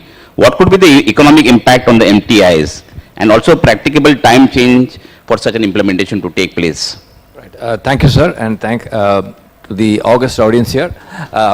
Let me take this question and break it down into some subcomponents. If you look at the global trends, some of these global trends were definitely mentioned by the previous discussion group and here also. If you look at decarbonization, digitization, and sustainability as pillars, apart from the automated ships and technologies which are coming in, we are looking at a lot, which means we are looking at Industry 4, or what is called as Maritime Technology 4, which is sweeping us. Now, to enable people to the next level of capability, the MTIs definitely will have to invest a lot. Now, we are not talking of small money, we are talking of crores of rupees, 10, 12, 20 crores of rupees to invest, and there are return on investments which are involved. The well-heeled and very aggressive MTIs such as us, we seem to be racing ahead of the curve, and we look at a future not as today but really crystal ball gazing and looking forward. So we seem to be well placed. Now the question is, are all the MTIs suitably enabled to invest in such technologies? Probably the answer is not. So there is going to be a situation where there will be stratification and different levels of investment that is involved. Next, if you look at the digitization world that we are talking about, then there is a lot of technology that one needs to grab to be relevant to the industry. Technologies like, the IoT-enabled sensors that we already have on board, the need to, convert that vast amount of data which is coming down and convert it into meaningful information. So the next question is, how do I train my trainer to be able to do this? So the way I look at it, many of the MTIs will have to form collaboration with the shipping companies and form what is called a center of excellence, where there will be a set of MTIs and a set of shipping companies which form specific areas of excellence. Let's say, for example, we have taken the lead in virtual reality and augmented reality and these technologies. Maybe some other MTI can take up a lead in all these, so that the overall cost of the industry comes down, and that benefit of the cost of delivering this technology can then be passed on to the students, and it will be also easy for the MTIs to train the trainer. So that is a key thing. And all this can happen only in the context, as our DG Shipping has come down and mentioned, that he needs close and a healthy handshake with the industry body and associations, where he is told what is needed, and he will enable things to happen the right way by coming out with consultative efforts. So we are looking at technology going, racing forward, and we need to keep pace with it in collaboration with industry, form COEs, Center of Excellence, and also invest wisely, and hopefully we will take the industry forward. One interesting point that while having a conversation with DG, he asked, okay, you have invested in these technologies, what is it that is going to come out of this? So I mentioned to him that, when our ships get audited by post-state control, and if our seafarers are able to do well, then don't you think it's an advantage? He said, yes, that's the point I wanted to hear, whether all this technology is going to make our Indian seafarers look smart in front of the public. Thank you. Thank you, Mr. Mani. My only apprehension is that, okay, you all as innovative maritime trainers or maritime training institutes, you are doing it for the good of the industry and to make more effective sailors. But I think it also needs to be driven by the DG. Probably the course curriculum will have to be looked at holistically to make radical changes, to make it more modernized, more in tune with the modern technology on board, modern equipment on board. As we all know that ECDIS is something which is there to stay, but we find that chart corrections and charts plotting is something which is still extensively taught, or you look at many other things which are there in the engineering sectors or engineering syllabus, which I think needs probably a task force to be nominated with various stakeholders and look at it very holistically to make those changes so that they are in times with today's technology. So that is something which I think we all have to also think about and probably approach the administration to look at those things. Dr. Gulshan, I think we can hear from you about how can we ensure the quality of training during the conduct of courses, because that is also very important to know. So your views please on that. Right, sir. So to answer this question, I think to ensure the quality of the education in the maritime training institutes, it is mandatory that we make sure that the curriculum that is being taught to the students is actually that is what is required on board, rather than we just go to the classes and share our experiences. This is what happened with us, because I know most of the seafarers that go to the classes have their own experiences and try to teach the students through their experiences, while it should be the other side that they should be taught what actually is required on board when they will be dealing with the difficult situations, or would be in the middle of a sea and don't know what to do. At that time they would not be in a state to remind or remember that what was your situation or what was the situation of his teacher or captain who taught him. They are going to actually apply what they have learnt in their classes. And for this we need to make sure that the faculty who is actually going to the classes are teaching the curriculum, and for this I think there should be a regular check in the classes to make sure that whatever is the course content is delivered properly, and the faculty who is teaching that subject is having the knowledge, and to upgrade the knowledge of the faculty it is required, or the need of the hour, that the faculties attend the regular FTPs, they attend the workshops, they actually go out, meet the industry people and make sure that whatever is being taught is not obsolete and is required. And for this I think there's one thing that we follow in our MTI is buddy system. What happens is one of the senior faculty of the MTIs goes to the class and sees what is being delivered in the class, and if it is being observed that the content or the quality or the delivery of the lecture is not up to the mark, then it is advised, or another faculty, captain, chief engineer, as per the requirement of the course, is applied or made buddy with the particular teacher, and it is ensured that they are told to work as a team and they deliver the content as a whole to the students to meet the requirement of the course. Yeah, I think you have put it very well. Just because you seem to be the youngest of the lot here, what's your views on combating the Googles and chatbots of the world? So for this question, I think that we need to make sure that the content or the course that we are teaching, how is it being taught? It is not like that the technology could ever overcome the faculty who is actually physically going to the classes, because if we talk about the results that we got through the online classes, if we compare the feedbacks, the classes that were attended online and the classes that are attended offline, there's a huge difference in the content that is being learnt by the students. So if this is the outcome, the difference between the online and the offline teaching, then it is possibly because of the faculty who is teaching them, and we need to make sure that the one who is teaching is not using this technology as a pawn or cause. We need to turn them. We need to use this technology as an advantage rather than disadvantage. And for this, there's a possible solution that I feel is flipped classrooms, in which we keep the homework as the classwork and the classwork as the homework. We can give the cadet a homework that this is what I will be talking about tomorrow in the class, and you need to go and find out the answer to this question. And that question could be next day discussed in the class as the homework they have done at their end. And in that case, it is to be ensured that the faculty also who is going to the class has the answers to that question, and make sure that whatever is available on the Google, whatever the student is going to know from the Google, the faculty also knows it. And it should not be the vice versa, that the student comes up with the 7 answers and the faculty is knowing only the 5 answers. So the work goes for both the sides. Thank you, Dr. Gulshan. I want to ask Mr. Mani also the same question, and I want to see if the views differ. Thank you. I'll take it as a follow-up to the same. All right.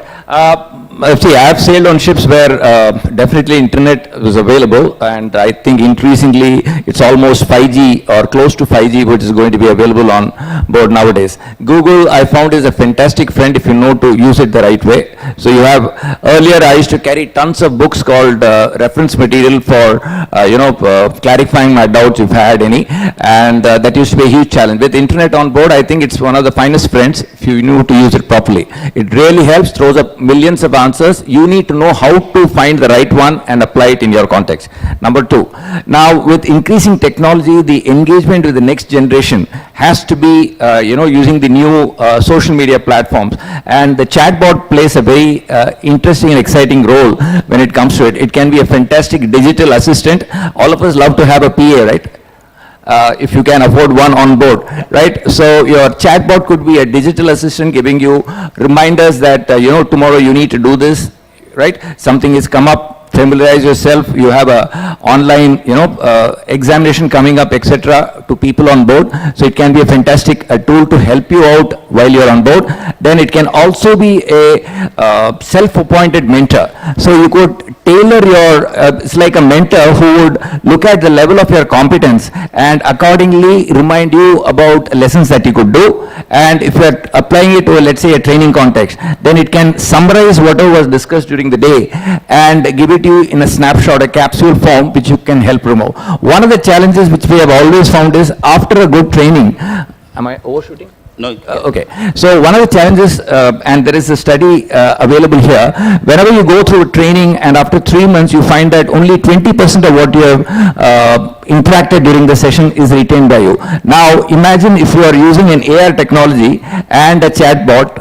In the job context, if you are able to be reminded of the principle that is involved and you are able to apply it, I think your ability to improve and work on the job becomes 85 to 90%. So there are multiple uses that AI and chatbot could be used smartly. It all depends on what kind of use cases for our industry be right and how effectively they are used. One more thing I wanted to mention was regarding this time that you spent on board, 18 months, 12 months, which is mandatory for various certification exams. Why should you waste the time that you have on board? That time can be used by using VR or AR tools, and there you could be taught, and that time which you're staying on board on the relevant machinery, you could be trained, and that could be considered as training hours. So we can have a new syllabus where this online training that you've done could also be considered as assessments. So cumulatively you will have enough ability to reduce the time that a boy or a girl spends in the assessment and going through the training sessions ashore. Right. I think a lot of food for thought from what both the panelists mentioned about this technology, and I think there is something for us to put our thoughts into and see how we can change the way we train. One last question from my side, and that will be for Captain Kishore. I was just mentioning about the change in the syllabus which DG and all other stakeholders need to look at. I want to know your views with so much experience. What do you feel about that? I again repeat, one thing we should understand, the focus is on training and the training. The trainee is there to get his or her certificate to go back to sea as a seafarer, or come back to get his competency certificate to go ahead in life. Trainer is supposed to facilitate that. Let's understand that practically, number one. Number two, specifically to your question of using all this technology, I again repeat, change in the macro level will always take time. That will go in parallel. But at the grassroots level, what we can make the probable seafarer or already a seafarer ready or future ready for industry to be used is in our hands. Again, I repeat, the collaborative training, ICT enabled collaborative classroom is a very simple, easy solution. Almost all the technology available can be available on digital platform on a SaaS method, that is service as you use, you pay as you use, and what you need to share is the resources, that is 3D resources if it comes to augmented reality or the virtual models that we have made if you are coming into virtual reality or online gaming, online simulation, everything is available today. If we put our heart to it, it's possible with limited amount of investment, with maximum amount of collaboration.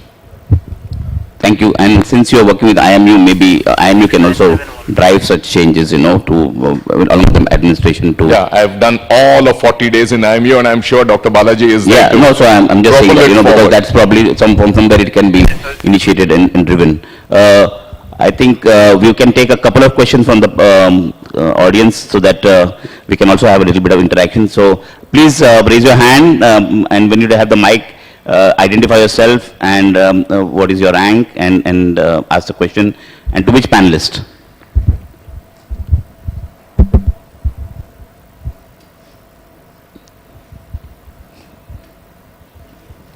It's a little bit of time still for the cocktails, so we can still concentrate on the sessions. Yeah. Hi, my name is Ruchin. I've just got two small points. They're not really questions. Okay. But when we talk of AI, really there is no in the immediate future, AI is not going to replace any trainers. But trainers who don't use AI will be replaced. I think that this, encapsulates the mood of AI. Secondly, with AI, like all of you have so nicely articulated, that once you're on board, the focus is out from your memory, because all our examination system, our training system is so much based on memory, and memory fails us. So now we can then start concentrating on developing instinct, because instinct will never fail you. Even with Alzheimer's, the instinct will carry you off. These are just the two things. With the technology coming in, we have to remember this aspect and grasp it as our friend. Thank you. Thank you, thank you. I think very well said, and I think very, very relevant. So thank you so much for your inputs. Anyone else? Hello, good evening everyone. I'm Arjun. So I'll just take up Captain Ruchin's point. We are already building a large language model on whatever subjects we have, and it's not far that we see that we have to train people on articulation of the questions. It's not only the books now, we really have to move fast. Other industries are already adopting these technologies. I think we are still behind. We are probably not yet, we have not yet trained our manpower on digitalization, and we have already moved to AI. A lot of our manpower is still not able to operate ECDIS properly. And then we are talking about AI. So I think, yes, we have to move fast and we have to adapt this way. Thank you, Captain Arjun. I think that's very relevant. That's why we are having the discussion, and that's why we are putting forth all the problems which are very real, very much there. So I think that high time to address them, but it's not going to happen overnight. So let's be patient and let's be proactive, and let's do our bit to make sure all these changes happen. One last question, if anybody has them. Otherwise, we'll close it off.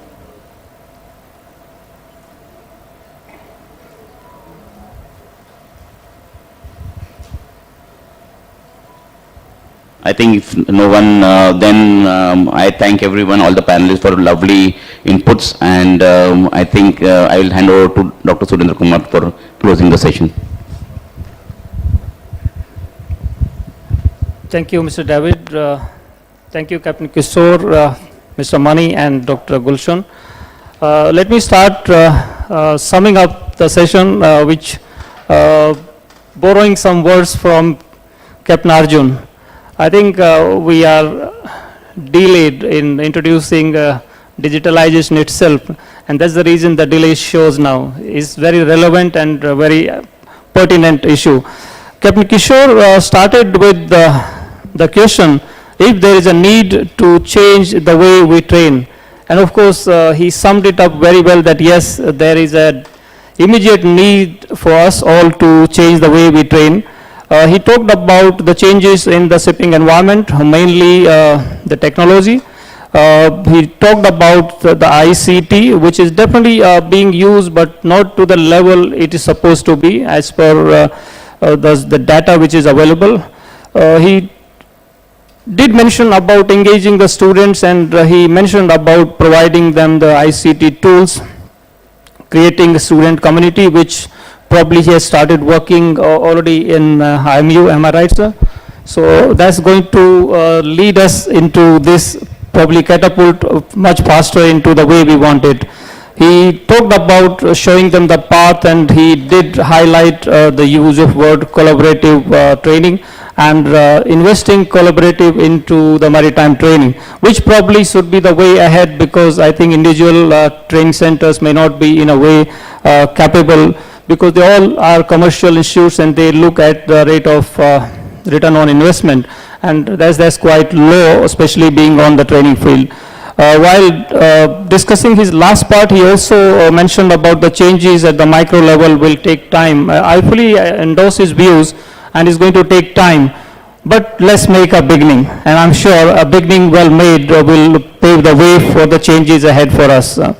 Coming to Mr. Money, he spoke about the economic impact, and I think that's well covered already into his discussion about talking about the global trends into maritime technology thoughts. The investors, again, he pointed out the ROI issues and digitalization, collaborative learning, and center of excellence. That the word I really feel like repeating many times and would like to speak more, but the time won't permit us.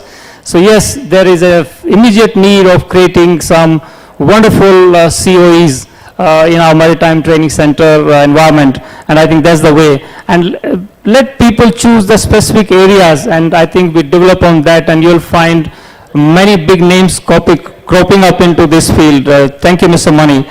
He also talked about the reference material using online resources and chatbot and digitalization assets, and his thought-provoking comment about using the time on board. I doubt that can be taken so easily by the seafarers on board. Coming to Dr. Gulshan, she went ahead and discussed about the curriculum which we are using. She asked the question, is it current? Is it relevant? Very relevant and very pertinent question to ask to ourselves as trainers, ask ourselves as the training providers, and apply what is must, what is learned in the class, what is taught in the class, upgrade the knowledge of the trainers by conducting FDPs and CPDs. The word again I like is the CPD, because a lot is being done worldwide, whether it's Nautical Institute or IMCA or others in various segments of offshore and maritime training. She also talked about and discussed about the content and the course development, and I would like to caution here the pitfalls of using too much of Google and online resources while on board. So with that, I finish and hand over to the mic MC. Thank you very much. Thank you, everyone. Thank you very much. Done a wonderful job, this panel, and yes, lots of talent packed up here on the stage. So I will now invite Captain Sankalp Shukla, Chairman of FOSMA, to please come up and give away our token of appreciation.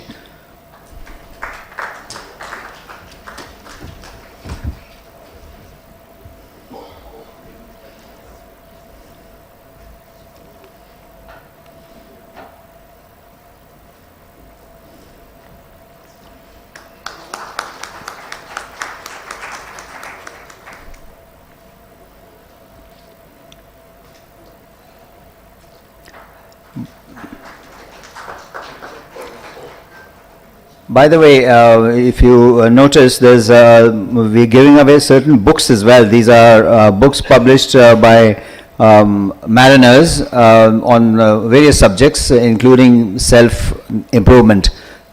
So we've made it a point to purchase and give away books published by mariners. So if any of you have published books of a general nature, textbooks can be a bit of a problem, because we'll be handing out books that people are way past, So if you have published general interest and about your own experiences, please let us know. We will, MTG will happily purchase those and give away to our panelists and at various functions.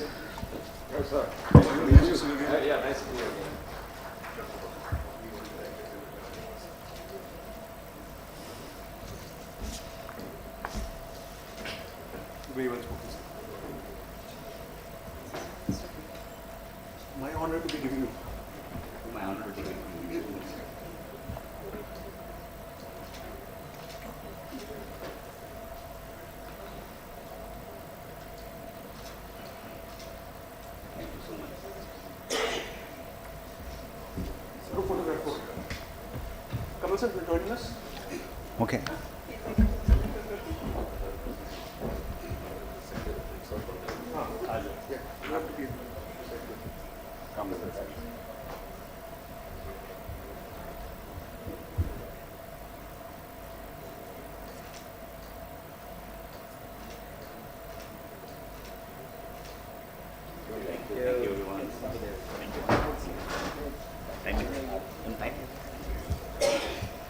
On time?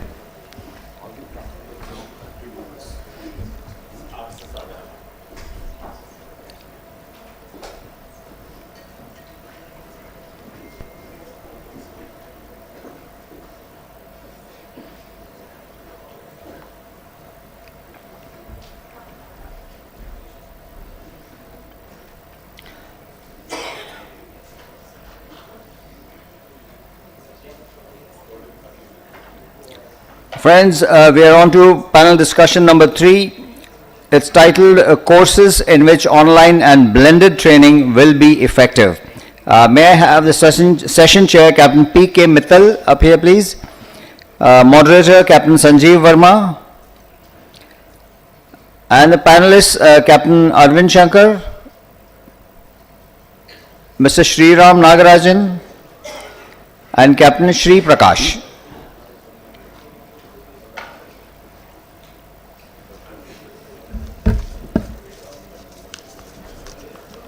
An appeal to the chairman and the moderator. We'd like to finish this off in 30 minutes. So 10 minutes of yours has been chopped off for a variety of reasons, one of them being that the bar is about to open. So, panel 3, Captain Pavan Kumar Mittal started his career in Merchant Navy by joining T.S. Rajendra 1980-81 batch and joined Sindhya Steam Navigation Company Limited as a deck cadet. He got his command in 1995. He commanded bulk carriers and container ships. After sailing for almost 20 years, he joined IMI at Greater Noida as faculty for a brief period before joining ARI, New Delhi in 2001 as faculty. He headed Post-C campus as COO and taught all levels of competency and modular courses along with training for trainer and assessor. He has been involved in maritime education and training for the last 23 years. He has been involved in designing and development of courses. Currently, he is associated with ARI as Director Modular and Business Development. He has authored several books as well. Captain Sanjeev Verma, Director Education and Training, Oceans 15. He is an alumni of St. Peter's School, Agra and St. Stephen's College, Delhi. He did his pre-sea training in 1976 from training ship Jawahar of the Great Eastern Shipping Company. He has sailed on general cargo ships, bulk carriers, oboes and tankers and passed the Master Mariner's Class 1 Certificate of Competency from the UK in 1986. He has commanded oil, chemical and liquefied gas carriers. In 1996, after being 20 years at sea, he was selected by the UPSC as a nautical surveyor but instead decided to be a marine teacher. He has started many training programs such as liquefied gas and chemical tanker courses in Delhi. In 2006, he was promoted to Vice Principal of FOSMA and was also nominated by them for the Best Teachers Award to DG Shipping based on students' feedback. In 2008, with the support of the entire pre-sea batch, he started Oceans 15, which today is actively involved both onshore and onboard training of officers, besides representing P&I clubs for marine insurance work. Captain Verma has authored 5 books on various subjects. He is a regular contributor of articles in maritime magazines, and in 2012 he was elected as a Fellow of the Nautical Institute UK, the Company of Masters, and in 2016 Fellow of CMMI. Sir, all yours. No clapping. I told you the bar is going to open, so please. Good evening to all. Since the time has been reduced by 10 minutes, I think I would not take too much time and give time to the panelists here who are going to present their point of view. I just would like to start from the time when online learning, augmented and virtual realities were not part of the training program. There was a time pre-COVID where all the training programs or learning processes were being done face-to-face interaction, where his candidates or seafarer had to come all the way to the training institute and get trained. Then the time came where during the COVID, institutes were shut down, but to meet the demand of the seafarers to run the ships, innovative ideas were thought where e-learning, online classroom learning, and then exit exam became part of the training module. And practical, wherever it was involved, was to be done at a later stage when the institutes opened, once the pandemic was over.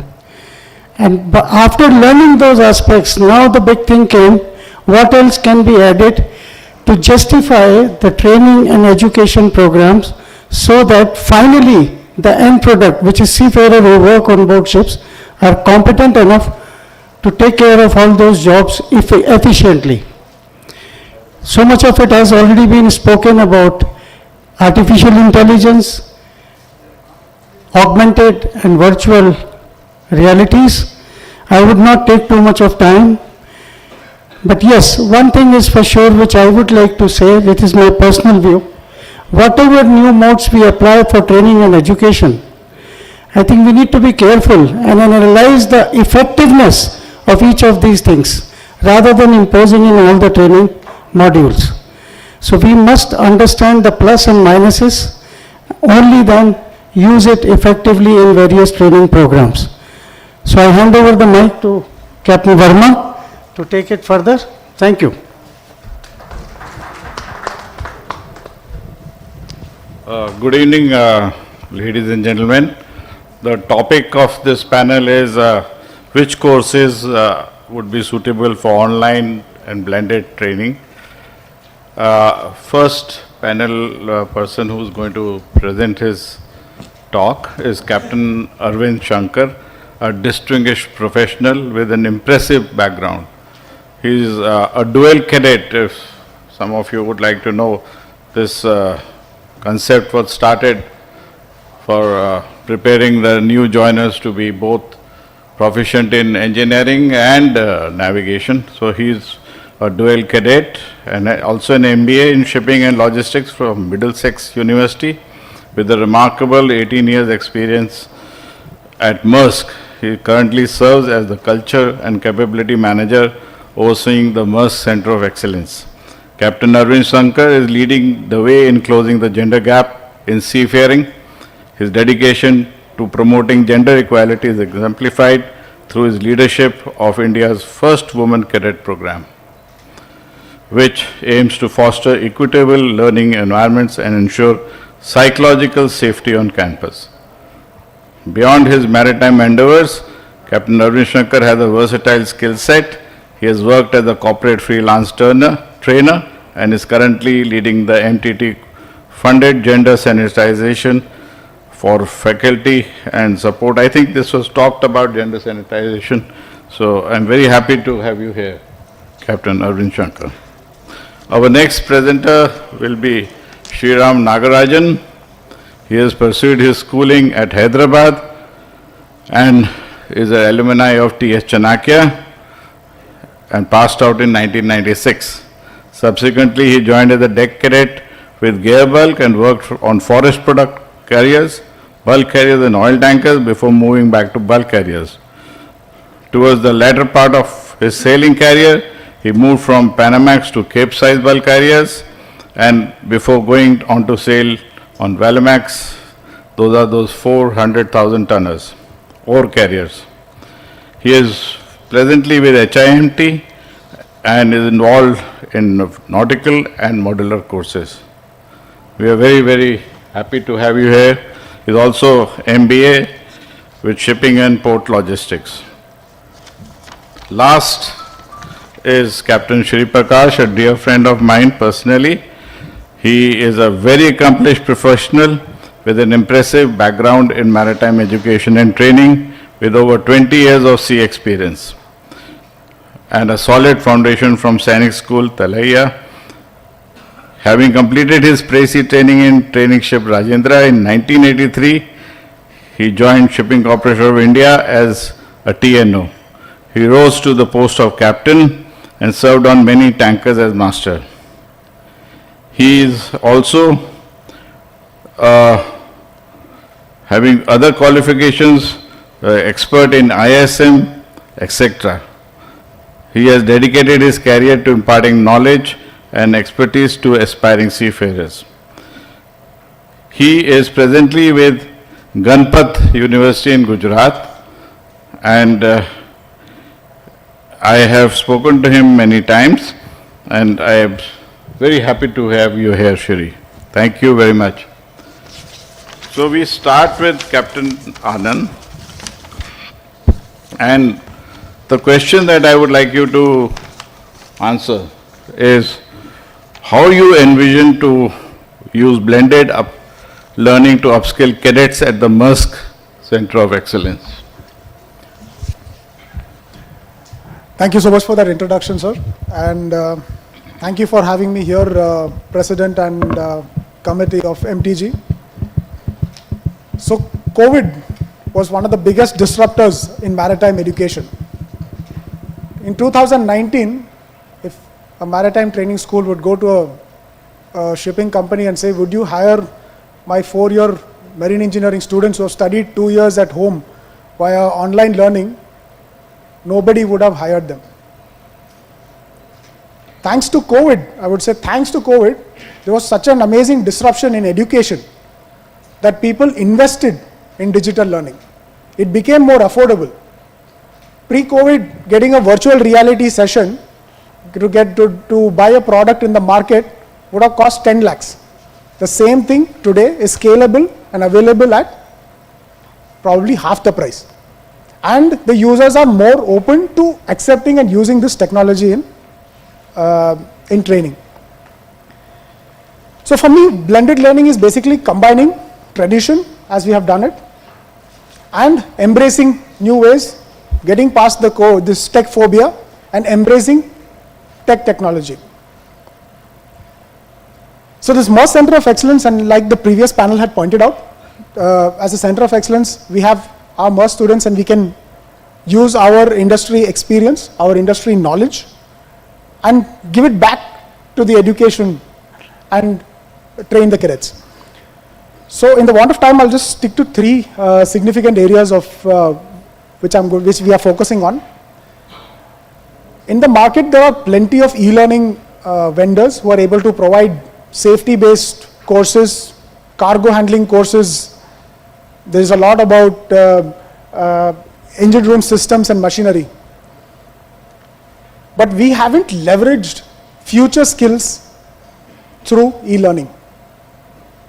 So that is one of my key projects here in Center of Excellence.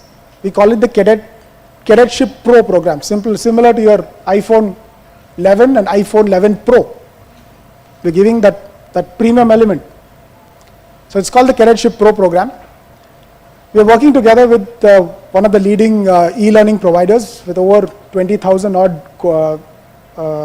courses in their basket. And we have designed a 4-stage learning program.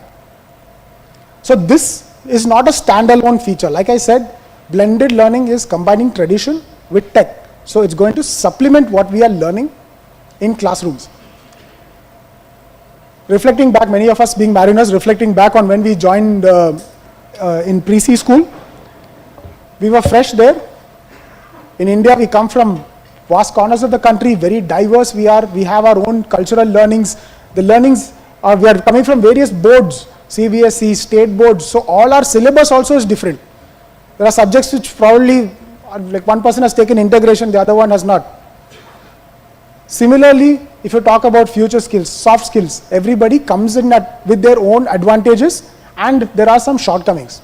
So stage 1 is basically to identify these shortcomings. Simple things like homesickness, talking about feedback, how do you, effective communication, cross culture. So this is what stage 1 is about.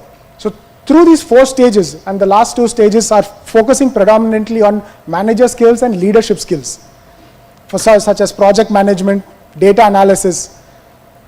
So this is a 4-stage blended learning which they will learn throughout their 3 years or 4 years on campus. So this is how we use e-learning. So e-learning has got also a very interesting feature that it suggests, with all this ChatGPT and so much AI which is being used all of a sudden, people are talking about it.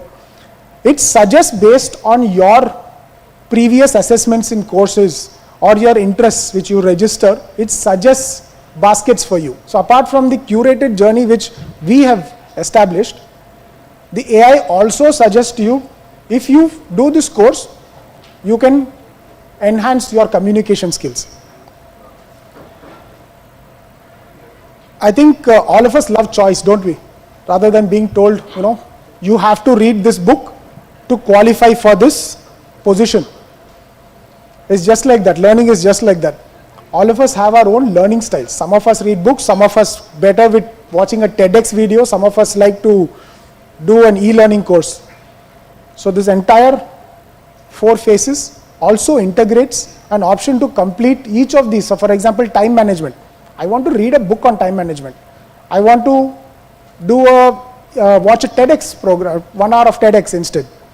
This 4 stages allows you all of these options.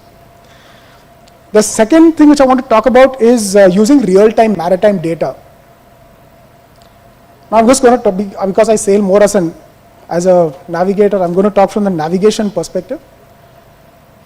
Supposing we are teaching the students voyage planning. My vision is each classroom at the Merz Center of Excellence is adopted by 1 or 2 of our fleet vessels.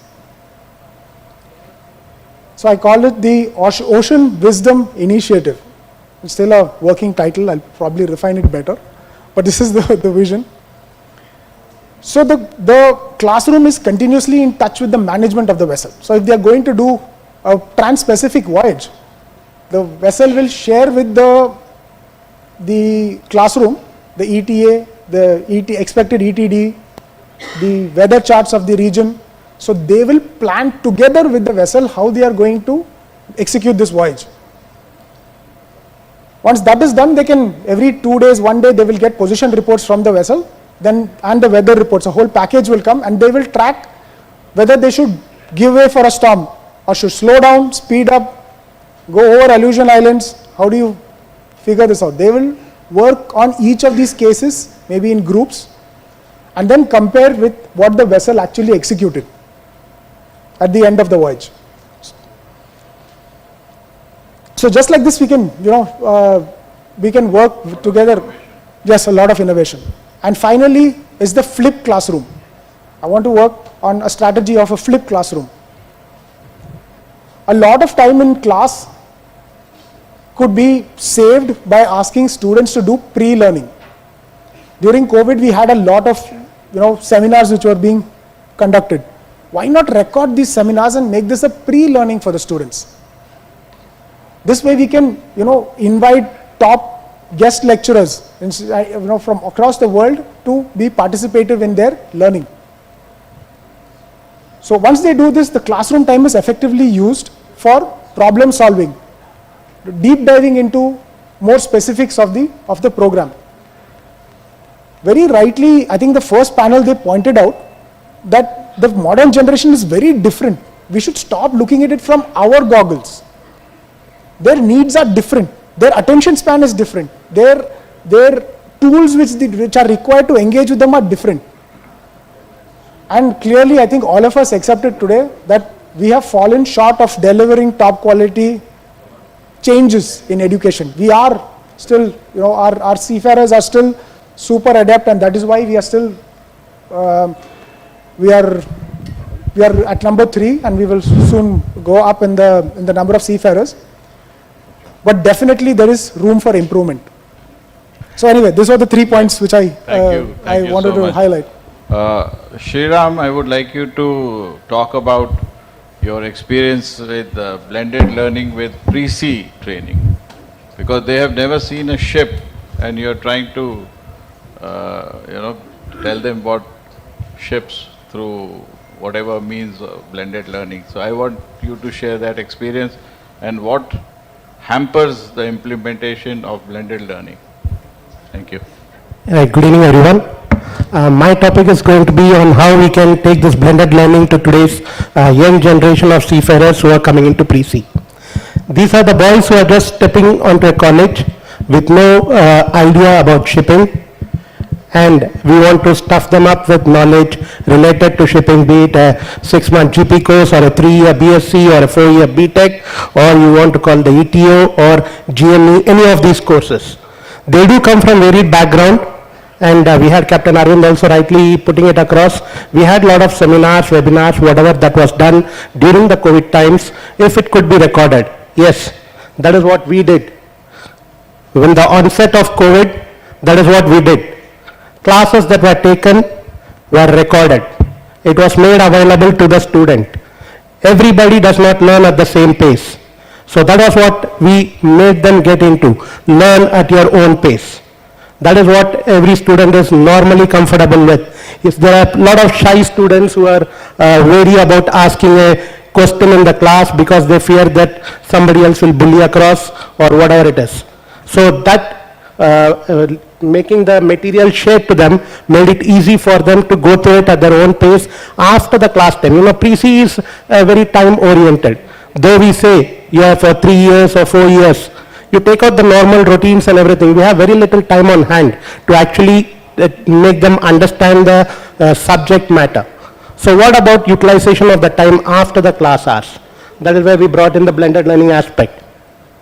VR, yes, it is in the nascent stage, at least in the industry, but we are experimenting with it in our setup. We are making the boys aware of it. They don't know what ships are, but they are able to see what it looks like in the virtual space.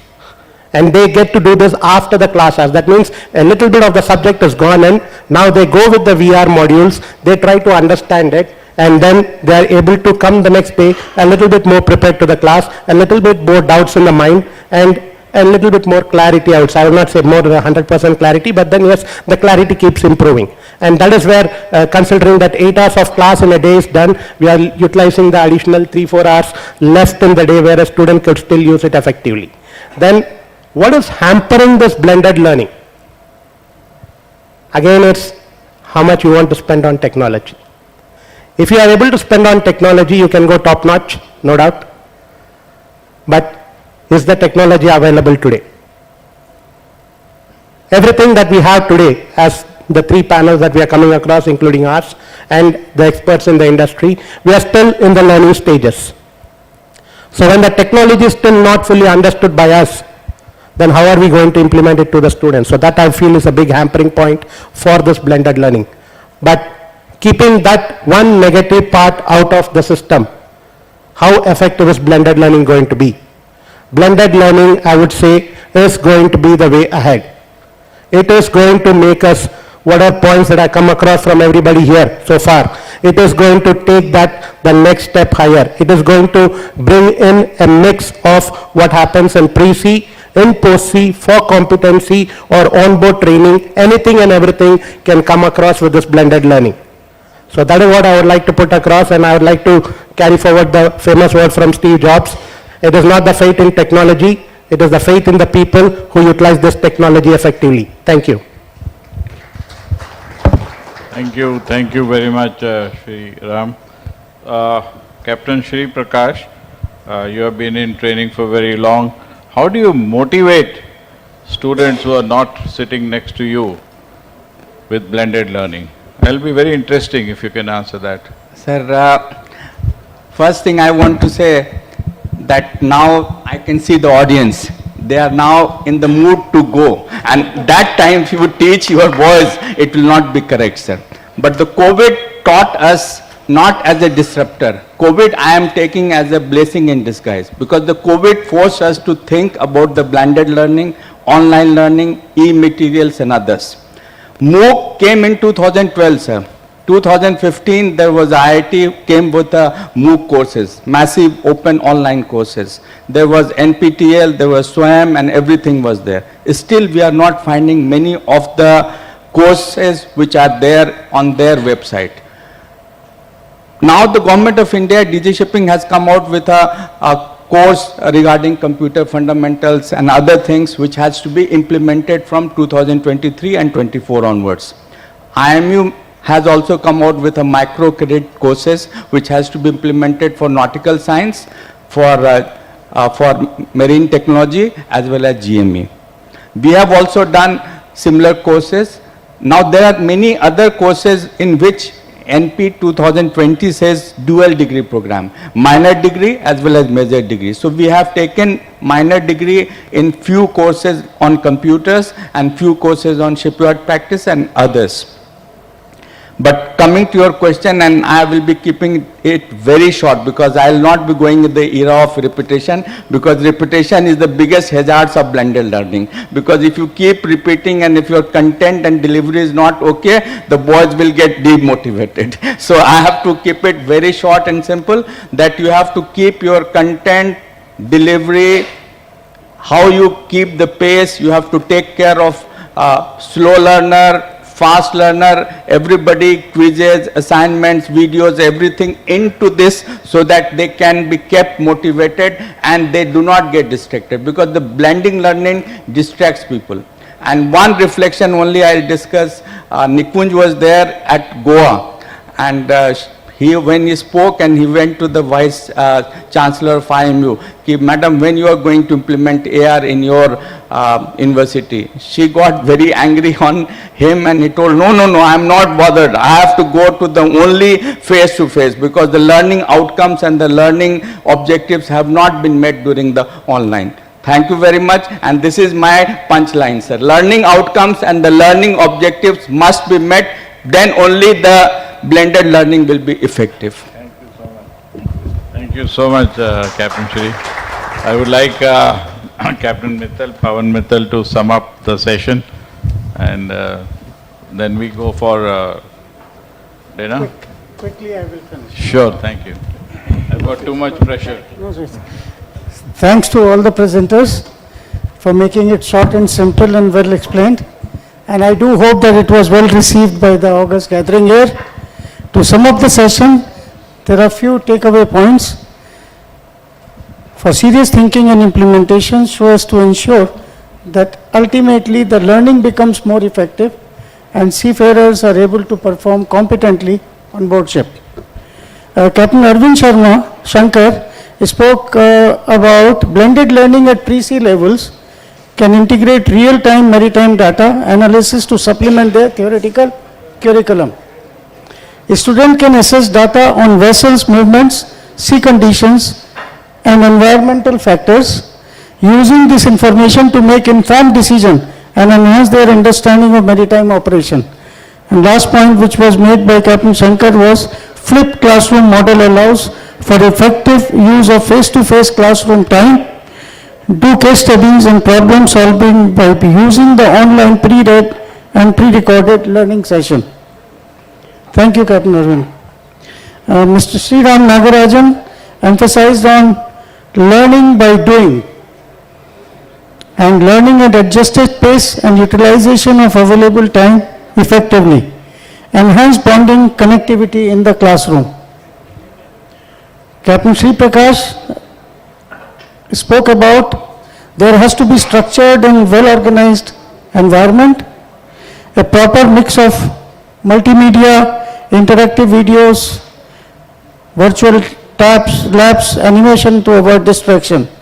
And there is a need to foster active learning and provide self-paced modules.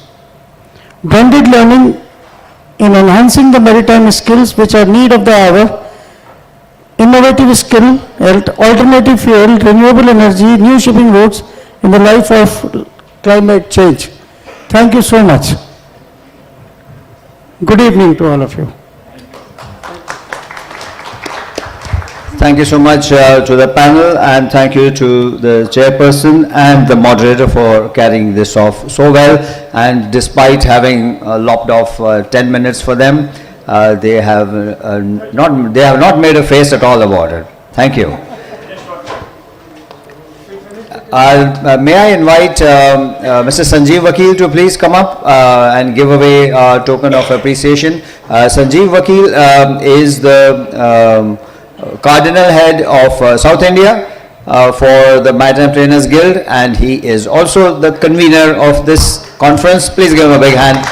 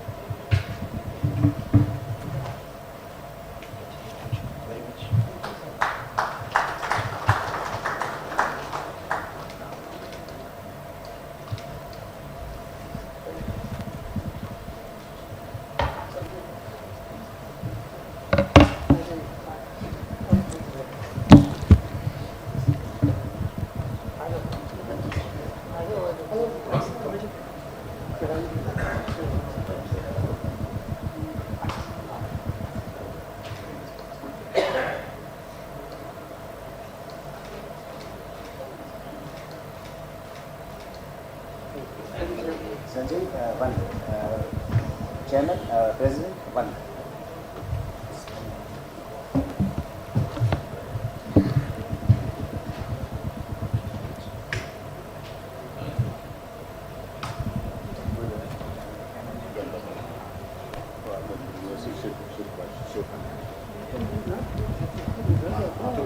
Mr. Shiv Prakash is here from Ganpat University, and Ganpat University has just become today, a few days back, a corporate member. So we'd like to present a plaque. Louder, please. We are supported by corporate members. Corporate membership, if I'm sure everyone knows, brings in some amount of good moolah to the organization. So we give them a plaque appreciating what they're doing, appreciating them signing a decent check.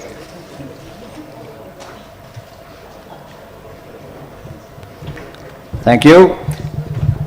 And now for the grand finale, which is the vote of thanks.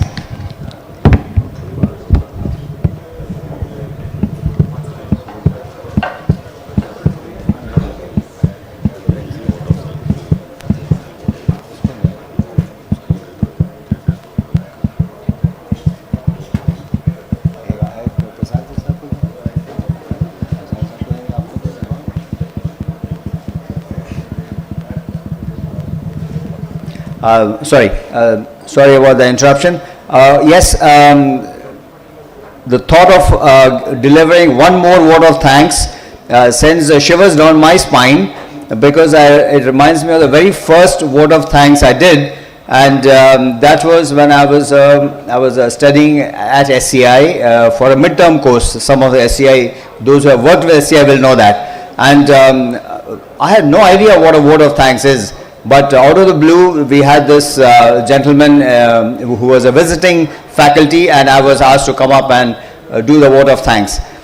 At the time, I could only think of the word vote, and there were some elections going on. So I went up there and started talking about why we should all vote, and it is so important for our nation that everyone. So there's this Captain Dipaiva he was in charge of our course, and he was gesturing wildly from behind for me to stop, stop, stop. But I wasn't stopping. I finished my speech on voting, and that's what happens to me when I think of a vote of thanks. But today, I would like to start with thanking right at the beginning our sponsors. Without them, this would not happen. So, this event requires we thank our title sponsor, Chitkara University School of Maritime Studies. Please give them a big hand. The beverage partner, Marex Media Private Limited. I see they get loudest cheer. Okay. Gold partners, Amit University, ARI, and VR Maritime. Silver partners, okay. Sorry, CMC Group of Industries. Okay, institutions, sorry. HIMT, big hand please. Carco, which is Karishma Marine Solutions Private Limited. MUI, which is the Maritime Union of India. Ocean One Ship Management. Those are the sponsors. We are very grateful to them, and we are also very grateful to the ones who have not sponsored, because we will be at your doorstep the next time, and we already thanked you in advance. I'd like to thank all the organizers, Mr. Vakil, Captain Nigam, all those who have attended this meeting, all those who have participated as panelists, moderators, and as chairpersons. I think it's a huge effort. It takes a lot of time, it takes a lot of commitment to put all this together, and sometimes they're stealing time even from their own families so that they can come up here on stage and give us all the information and knowledge that is often required. I would also like to thank this hotel for having done a wonderful job, and of course we will now be judging them on various other aspects in the next few minutes. And we can threaten to withdraw our thanks if they haven't done a decent enough job. Captain Prasad, can I invite you on stage please for a minute? We'd like to honor you. And the President, Captain Nigam, please.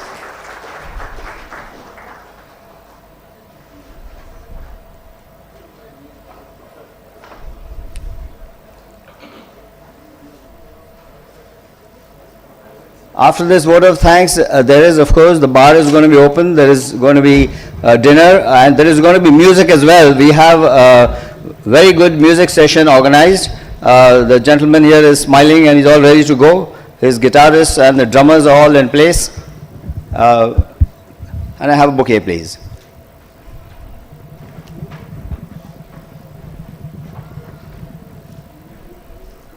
Thank you so much, sir, for gracing this occasion. This is another small token of appreciation. Would you like to say a few words?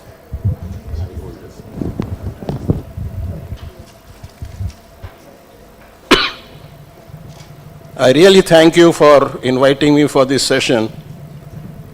First time in Chennai, and I managed to come today.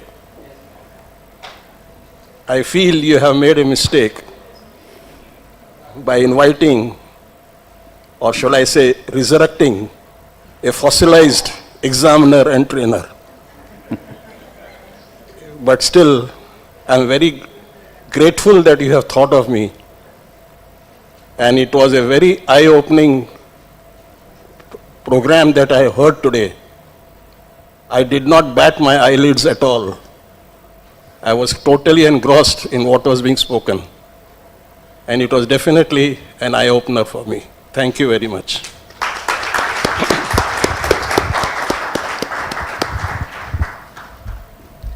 May I invite Captain Rajesh Tandon on stage, please? He's wondering why.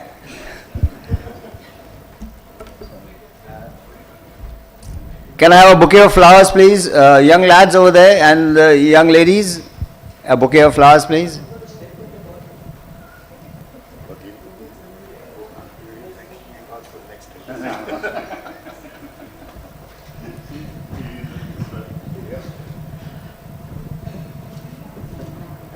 Now the big question is, who is going to give the bouquet to whom? So I think there is an exchange of it going on, back and forth, and then finally, yes, please, President sir, please honor the CEO of FOSMA, Captain Rajesh Tandon. This tug of war may end up in the bouquet coming apart.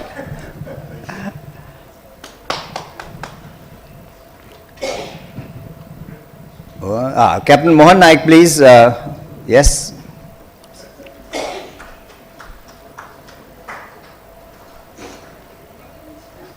May we have another bouquet, please?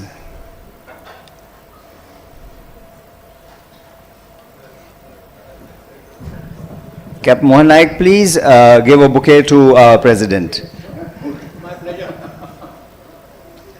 Thank you so much. Sir, time the whole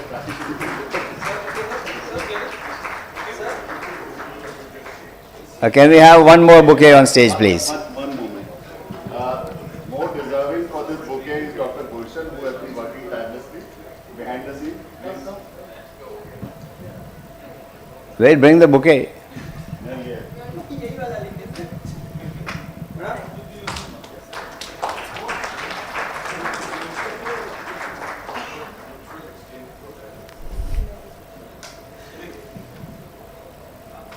We have, what is that?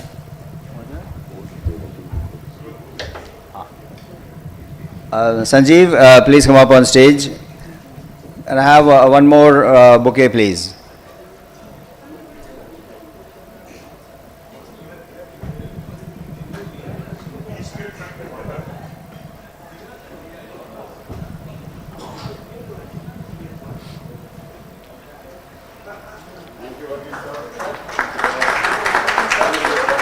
Okay, I'm getting a signal from there, no more bouquets, all gone. So, sorry folks, if I missed out anyone, it's not deliberate, we did some amount of frugal business and didn't get enough bouquets.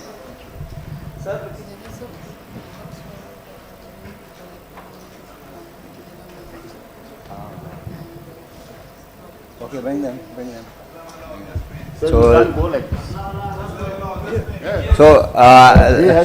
Captain Halbe, sorry, Mr. Vakil wants to say a few words. We'll say a few words, not want to say, we'll say a few words. Okay, he doesn't want to say, but everyone wants him to say. I think enough has been heard. Good evening to all.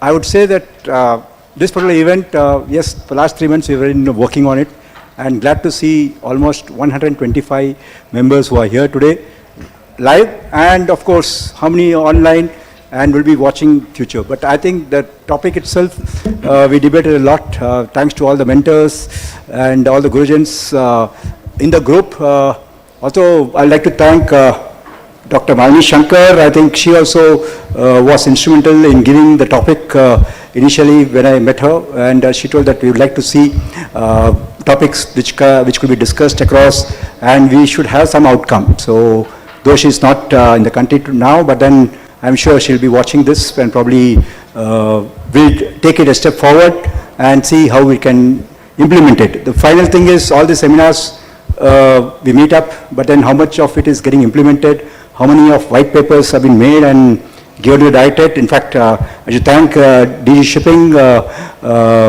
Shri Jagannath-ji, who just has taken over 1 month back, and I could see a drastic change he has brought in. I think I was just seeing 1 week back, he had a first online meeting with all the MTIs, and the feedbacks given by few of us, including me, was this master's regulation. And within 24 hours, we found the circular released, and within, I would say 4 days, I think circular was released on Friday, and on Monday, we found 20 institutes approved for the course. So that's something great, visionary again, who has brought this change, and what he spoke today, certainly he has short goals, medium goals, and long-term goals. That's the favorite thing which he does. And he has given today, next week he told there will be a circular issued, which promptly I'm sure it will be issued. And as he told, 2024 April, we'll have something, a reformation examination. So I'm sure, thanks to, though he is not here right now, but in spite of his busy schedule, he could make up for this session. And I'm sure he is right now traveling, but watching it online. That's what he messaged. And thank you, sir. And of course, to all who are here, all the mentors and all the members who are here today, thank you all. Without you, no function is successful unless you have the audience, right? So, and I think it's all here, and I could name each of you, but then time is short, so I'll not do that. And thanks again for MTG to bring the session to Chennai. It was last year which Captain Nigam and Captain Kamal did request that we could do it, but then we thought, no, we wanted some time, because whatever we do, we didn't want to just make a namesake session, but then we wanted to do something. And I hope the session was useful. And the only thing which I'll request is constructive criticism, feedbacks. That's my style, where at HIBs I only like to listen the feedbacks of the session, and I'll request you also to kindly give us the feedbacks as to how it was and how to improve it further. So thank you. Thank you once again.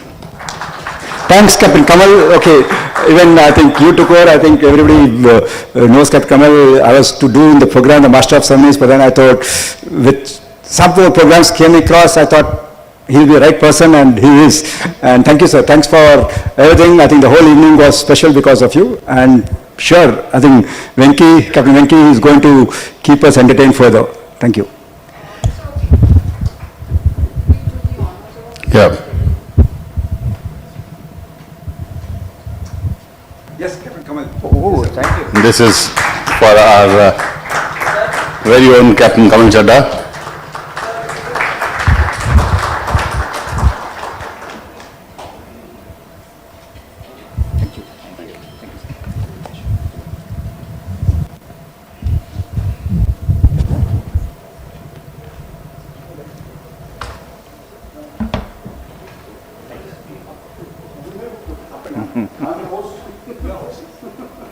If we don't do it, then who is good?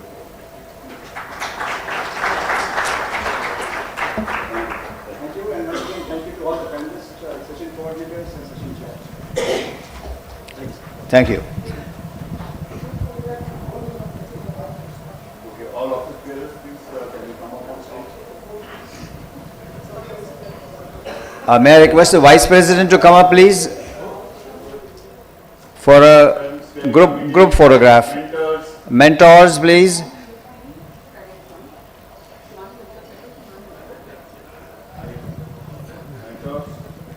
Dr. Bhardwaj, Captain Rajesh Tandon.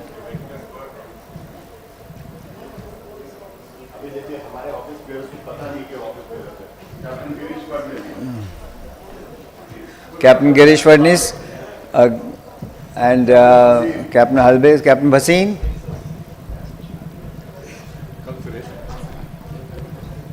Where's Captain Bhasin?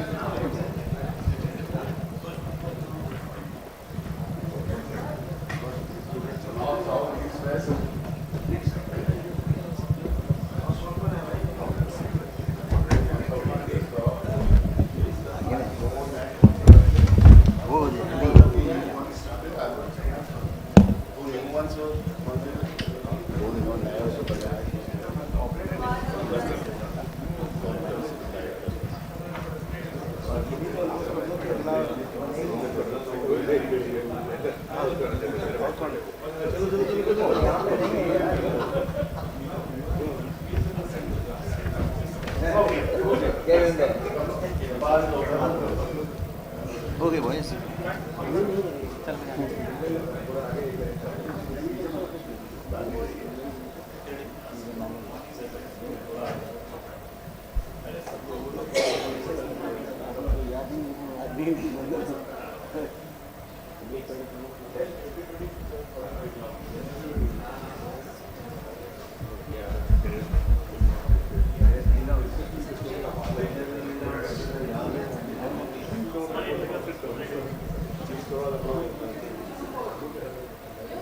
Come down, come down. Come.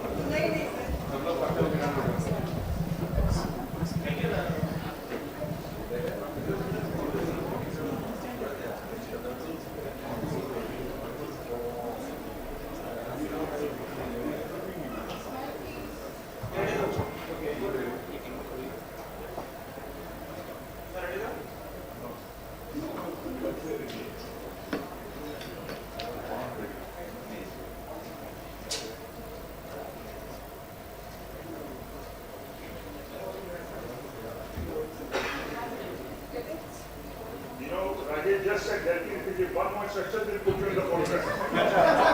Class instruction, please.